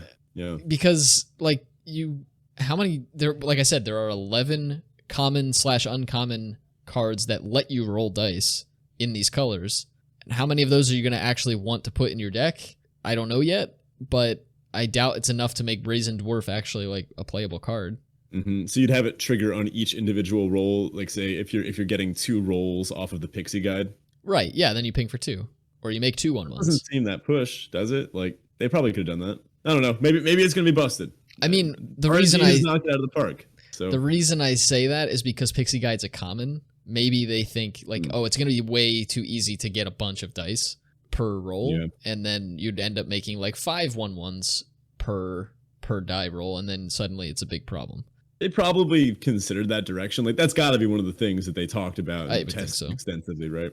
Last here is Earth Cult Elemental. This is 4 red for a 6/6 elemental. It's pretty beefy for a red creature. It's common. It is siege monster. When it enters the battlefield, roll a d20. 1 through 9, each player sacks a permanent. 10 through 19, each opponent sacks a permanent. 20, each opponent sacrifices 2 permanents. Oh, you really want that crit, right? 2-headed giant, here we come. Oh man, that is disgusting. Yeah, I mean, this is an edict effect in a color that's not black, which feels a little weird, but it's cool, I guess. You really don't want to roll a 1 through 9, though. Yeah, what do you do? Sack a land each? Maybe a treasure, something like that? Well, that's the other thing. With treasures running around, you might have some tokens to sack to this, like one of those 1/1 fairy dragons, but like edict effects are generally pretty bad. I guess stapling them to a 6/6 for 6 is fine, but when like almost half the time you're hurting yourself as well, it's, I don't know, this feels weird. It's going to probably be an okay finisher for this type of effect, and it gives you an opportunity to roll a d20, but it doesn't seem like any of the payoffs outside of the actual like signpost uncommon are all that worth the die roll, to be honest. This is a 6-mana 6/6, and just making them sack something makes this harder to deal with. If they sack a land, they might not be able to cast their like 6-drop removal spell or 5-drop removal spell if they missed a land, and if they sack a creature, it makes it harder to double block. Yeah, but if they sack, like, this seems fine. Yeah, but how upset are you to drop your 6/6 and be like, ooh, here we go, nat 20, and they're like, sack 2 treasures? Yeah, okay, that'd be bad. This does single-handedly trigger pack tactics. That's true. That's true. You got me there. So, yeah. A little bit of a flavor fail. All right, on to our last archetype here, red-white. And, well, surprise, surprise, red-white's equipment. That is the vector direction that red-white wants to be in. They care about equipment and equipping things. A little bit of a you hit the nail on the head, but in this set it works because items are a big thing in D&D, and equipping your character is a big thing in D&D. That matters a lot. Here we have Brunor Battlehammer for 2 red-white. It's a 5/3 dwarf warrior at uncommon. Of course, it's a legend. Each creature you control gets +2/+0 for each equipment attached to it, and you may pay 0 rather than pay the equip cost of the first equip ability you activate each turn. Okay, so one of the biggest complaints we tend to have with equipment is that the equip cost is too expensive. Yeah, this solves that. Yeah, Brunor says, I don't care. So take it. If you have Brunor, you are likely to play a lot more equipment than if you don't have Brunor. If you have a couple of Brunors, you're really likely to play equipment because this turns some relatively bad equipment into pretty solid cards. And the fact that it gives all of your equipment an additional just equipped creature as +2/+0 is pretty big. But it has the core spirit dancer effect where it's like it stacks on itself. For each equipment, it's getting an additional +2/+0. So if you have 2 equipments attached, it's +2. You know, it's a +4/+0, I suppose. It's not like the equipments themselves are getting the effect, so they don't like stack that way. But and then the buff from the equipment itself. And then exactly. So you can make some big beaters for sure. And you're equipping that first one for free every turn. Like that's pretty big. Brunor seems perfectly designed to smash through these 4-mana 2/5s. This thing just demolishes through. Also, pairs really well with Delver's Torch. I think that's probably the cleanest free equip that you can get because that one has equip for 3. Right, and it gives you a relevant effect in Venture into the Dungeon. It'll then be a +3/+1 instead of a +1/+1. Like that, yeah, that sounds awesome. This is really big. Next up here we have Dwarfold Champion. This is 1 and a white for a 3/1 Dwarf Warrior at common, so relatively aggressively statted. As long as Dwarfold Champion is equipped, it gets +0/+2. Sure. Yeah. 2 mana 3/3. I'll take that. Next up we have Plate Armor. This is 2 and a white for an artifact equipment at uncommon. Equipped creature gets +3/+3 and has Ward 1. Equip 3, but this ability costs 1 less to activate for each other equipment you control. So you can get this to equip 0. Yeah, this one's tricky. Typically, you don't want to flood the board with too much equipment.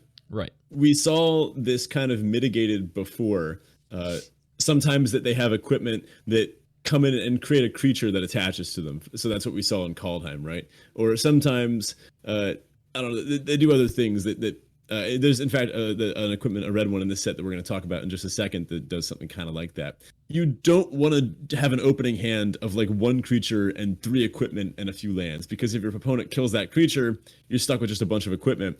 So I'm suspect of plate armor, because I think that if you do manage to get this, you might be going a little too far in the vector direction.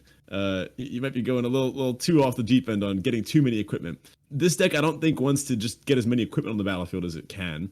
You have to have a good mix of creatures that can wear the equipment and the equipment itself. So I think the Dwarfhold Champion is a good one to start with, because that thing can essentially be a 2-mana 3/1, and then when it gets buffed, it's going to be even better at attacking. Yeah, I mean, how does Bruenor change that, right? Because one of the big reasons you don't want that many equipment on the battlefield is because when you draw a creature in the late game, typically you can't cast the creature and also equip it in the same turn. And without the creatures, the equipment's just dead. But in this case, plate armor is a free equip if you have enough other equipment out, and Bruenor gives you free equips. So, it's maybe something's going on there. Also, so it's good when you're behind, but kind of good when you're behind, and great when you're ahead. Really behind. Yeah, okay. Notably, 3/3 in Ward 1 is big. Well, and then if you have Bruenor, all the other stuff, it'll actually be a 5-0, 5-3, and Ward 1. Okay, you're starting to sell me. I don't know. I want to play this one out myself. Also, just throwing this out there as well, each other plate armor will be seeing the other plate armors. It says every other equipment, but it's not legendary. So if you have 3, I guess you need 4 plate armors for this to work, don't you? Send me your screenshot of your 4 plate armor deck, okay? Will do. Even I love red equipment, but that's too far for me. Yeah, but if you have 4 plate, I mean they're uncommon, so it's not likely to happen. But if you have 4 plate armors, they all equip for free. Like, I would do that. I would absolutely run 4 plate armors. Okay, and you could even put them on a Menace Tutu. Speaking of, our next card here is Armory Veteran. This is 1 and a red for a 2/2 Orc Warrior at common. As long as Armory Veteran is equipped, it has Menace. Yeah, you just equip up 4 plate armors to your 2/2 for free. And then it has Ward. Does Ward stack? It would have Ward 1 like 4 times. So it's kind of like Storm. Yeah, it kind of stacks. So it would have the trigger that many times. It would have +12/+12 and Ward 4 and Menace. Oh, it would have Ward 1 4 times, which is better, I think. Because if you tried to heated debate it, you could you'd need, I guess, 4 heated debates total. But then, But heated debate can't be countered, so they just get through it. Yeah. So but then I guess you'd have the 4 anyway. Never mind. I thought I was building something here, but I think it's probably better to have 4 individual Ward 1s than 1 individual Ward 4. Would you rather fight a horse-sized chicken or a chicken 10 chicken-sized horses? That's what this feels like. Well, our last card here for this archetype is Goblin Morningstar. This is 1 in red for an artifact equipment at uncommon. It says equipped creature gets +1/+0 and has trample. Equip for 1 in a red. And when it enters the battlefield, roll a d20.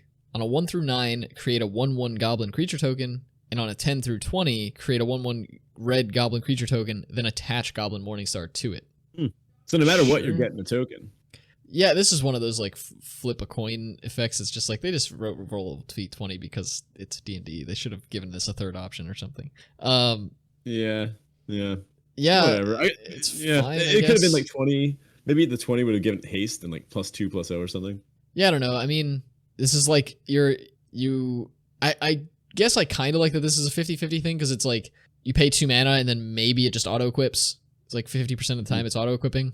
Or I guess it's actually more than 50% of the time it's auto equipping. Yeah, slightly. Whatever. It seems like a fine 2-drop, and this is a nice equipment to have around. I like equipment that give trample, and the equip cost isn't that bad. Yeah. Moving into colorless, we just wanted to mention a few cards here. We've got Dungeon Map. This is 3 mana for an artifact. You can tap it for colorless.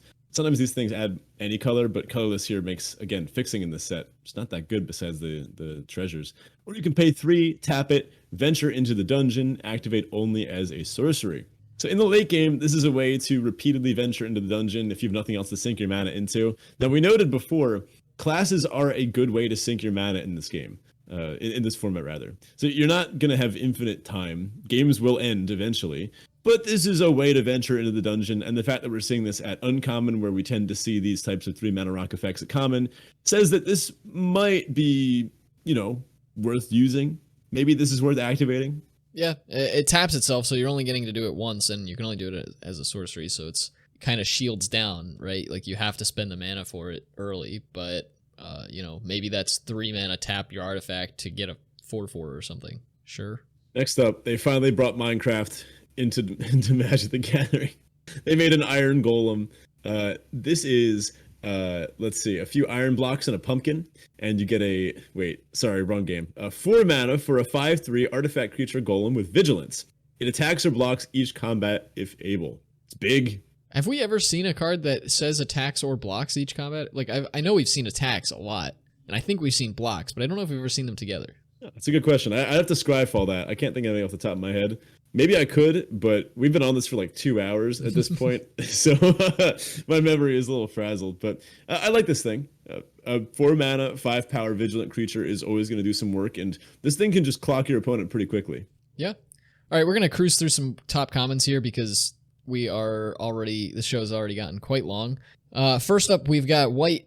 Priest of Ancient Lore seems to be one. That's 2 and a white for a 2/1 dwarf cleric at common. ETB, gain 1, draw 1. Seems fine. I hope it's good. Yeah, it seems fine. It should be pretty good, I think. Getting to draw a card, and it doesn't seem like there's really any ways to like buy this back. But in the black-white deck, of course, you can reanimate if you get that uncommon.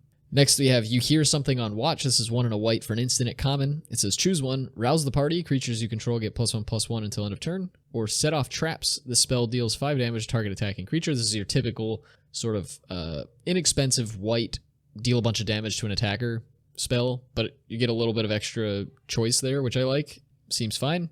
And then we have Planar Ally, 3 white for an angel at common. We talked about this one earlier. It has flying. It's a 3/3 whenever it attacks venture. Mm-hmm. Now, you're probably going to see, I don't know, I'm pretty high on these modal cards, like You Hear Something on Watch. And I think a lot of them have the title that's D&D-esque, like you, ... something happens. The ability to choose which one you want when you need it. All these cards are super versatile, and versatility and making choices is always good for gameplay. And I'm really happy to see a lot of these kind of generic white effects or X color effects that you see on multiple cards kind of smushed together in one, because some of them are even kind of sideboard-esque material. But this kind of means that you get that versatility just within one card. So yeah, that's a good thing. We also, in blue, we've got, oh yeah, go ahead. There is a pseudo removal, the pacifism effect for this format. It turns non-artifact creatures into treasures, which I think is actually going to be bad. Like, I think it's going to be similar to the last one we saw, where like it was just a card you didn't want to play at all, because treasures are actively good in this format. There are decks that care about treasures, and you're ramping your opponent and stuff. So that's why that didn't make our top list. Maybe we'll be wrong about that, but that's what I'm thinking. Yeah, it could be, but I guess it might be sideboarded out against red-black, where they could actually really use it. Against like a green-red deck, it's probably still fine. Now we got blue. Charmed Sleep is probably up there. That's 1 blue for an enchantment. It's an aura. Enchanted creature, when it ETBs, tap the enchanted creature, and that creature doesn't untap during its untap step. We've seen this kind of effect before. They're usually pretty good. This does require 2 blue pips, but it locks down a thing of any size, whatever you got to take care of. It does remain on the board, so be careful if they have like a sacrifice effect. Might want to, try to deal with that thing first, so they can't get value off of sacking their creature that you Charm Sleep. Next up is Shortcut Seeker. We've been talking about this guy a lot. This is the 4 mana 2/5. When it deals combat damage, venture. We think this is going to see enough play in enough different decks. It seems like blue-black and blue-white are both going to take this pretty highly. And I'm sure blue-green probably wouldn't mind this kind of little advantage and beefy blocker. And finally, we got Contact Other Plane. That's the 4 mana where you roll d20 and either draw 2, scry 2, draw 2, or scry 3, draw 3. On to black, we have Grim Bounty. This is 2 black for a sorcery at common. This is your common premium removal for the format. Destroy target creature or planeswalker, create a treasure token. It has the added upside of killing planeswalkers and creating treasures. We've seen these 4 mana deal like destroy creature effects in every set, so This is this one for this set. Next up, we have Manticore. This is 3 and a black for a Manticore creature at common. It's a 2/1. It has flash, it has flying, and it has tail spikes. When Manticore enters the battlefield, destroy target creature and opponent controls that was dealt damage this turn. This is a gotcha card. Keep this in mind because it's going to make blocks weird when you're against black decks. Just a quick note about this one. This means that if you attack your 2/5 into their 2/5 and they block, you can get them with this. So be on the lookout if your opponent has 4 mana and they're playing black and they make a kind of weird attack. They might have Manticore, and this thing at its best is just a flying ravenous chupacabra. It's really good. So keep an eye out. Don't get got. And our last black card here is Precipitous Drop. It's 2 and a black for an enchantment aura at common. Enchant creature, when it ETBs venture into the dungeon, enchanted creature gets -2/-2. It gets -5/-5 instead as long as you've completed a dungeon. It's probably going to slot into that white-black deck, but it seems to be like it'll be decent removal and it's venturing, so I'm expecting this to be highly picked in most black decks. In red, we've got Hobgoblin Captain. That's the one in red, 3/1 with Pack Tactics. It gets first strike. Seems like a really solid beater and kind of what red wants to be doing. Kick in the Door. This is a kind of a spike choice on Zach's part here. This is 1 red for a sorcery. Put a 1/1 counter on target creature. That creature gains haste until end of turn and can't be blocked by walls this turn. Venture into the dungeon. So at first, I looked at this and I was like, wait a minute, what's going on here? But we talked about it a bit and I'm kind of in for it. We really undervalued something like Guiding Voice last time. This is just red Guiding Voice, right? It doesn't learn, it doesn't get you a whole card, but it does get you into the dungeon, and it does give the creature haste. So it does a pretty good semblance of it. Also, maybe your opponent is playing mono walls, and I don't know, that's not super likely. Last up, we've got Dragon's Fire. That's 1 in red for an instant. As an additional cost to cast the spell, you may reveal a dragon card from your hand or choose a dragon you control. It deals 3 damage to target creature or planeswalker. If you revealed a dragon card or chose a dragon as you cast the spell, Dragon's Fire deals damage equal to the power of that card or creature instead. So this is just a typical lightning strike effect for creatures or planeswalkers, and if you happen to have a dragon in your hand or on the field, it gets a lot better. And there's also a typical 5 mana removal spell in red that deals 5, and then you get to roll and it'll do some other random nonsense. But maybe if the format ends up being slower and beefier creatures matter more, that card is going to be a little more important. But these are our picks for right now. On to green, we've got Owlbear. This is 3 green for a 4/4 bird bear at common. It has trample, and when it ETBs, draw a card. Just fantastic. I'm expecting to see this in pretty much every green deck. Spoils of the Hunt. This is 2 and a green for an instant at common. Target creature you control gets +1/+0 until end of turn for each mana from a treasure that was spent to cast this spell. Then that creature deals Then that creature deals damage equal to its power to target creature and opponent controls. So a bite effect that makes your stuff bigger if you have some treasures lying around. You know what I'm kind of afraid of? What's that? I'm afraid of black-red just sniping all of these. I was just thinking that. I wouldn't be surprised. Black-red is kind of feeling a little bit like Snow, where they can just scoop up whatever they want. Could be kind of cool. And our last green card here is Knoll Hunter. This is 1 and a green for a 2/2 Knoll at common. It has Pack Tactics, and so when you hit the Pack Tactics power 6 or greater thing, you put a 1/1 counter on it. Oh, little 2-drop. Yeah, so that's it. Ben, what are you most excited for this set? You know, I love my dragons. And I guess dungeons are kind of cool too. But I love big, wild hitters, things that are just going to come in with haste and smash. I think my favorite card in the set right now is probably the 6/6, like Terror of the Stars or something cool like that. I don't even care. It's huge and it's a dragon and it's sick art. I'm a little bit of a... What's the archetype? Is it Timmy? No, that's Combo. Johnny? Johnny. Wait, no, that's Combo. I think it's Timmy. I always forget. But we talked about this on a whole episode before. Look, the names sometimes get mixed up. Plus, anyone that's listened this far into the episode probably knows to forgive us for our slight errors now and then.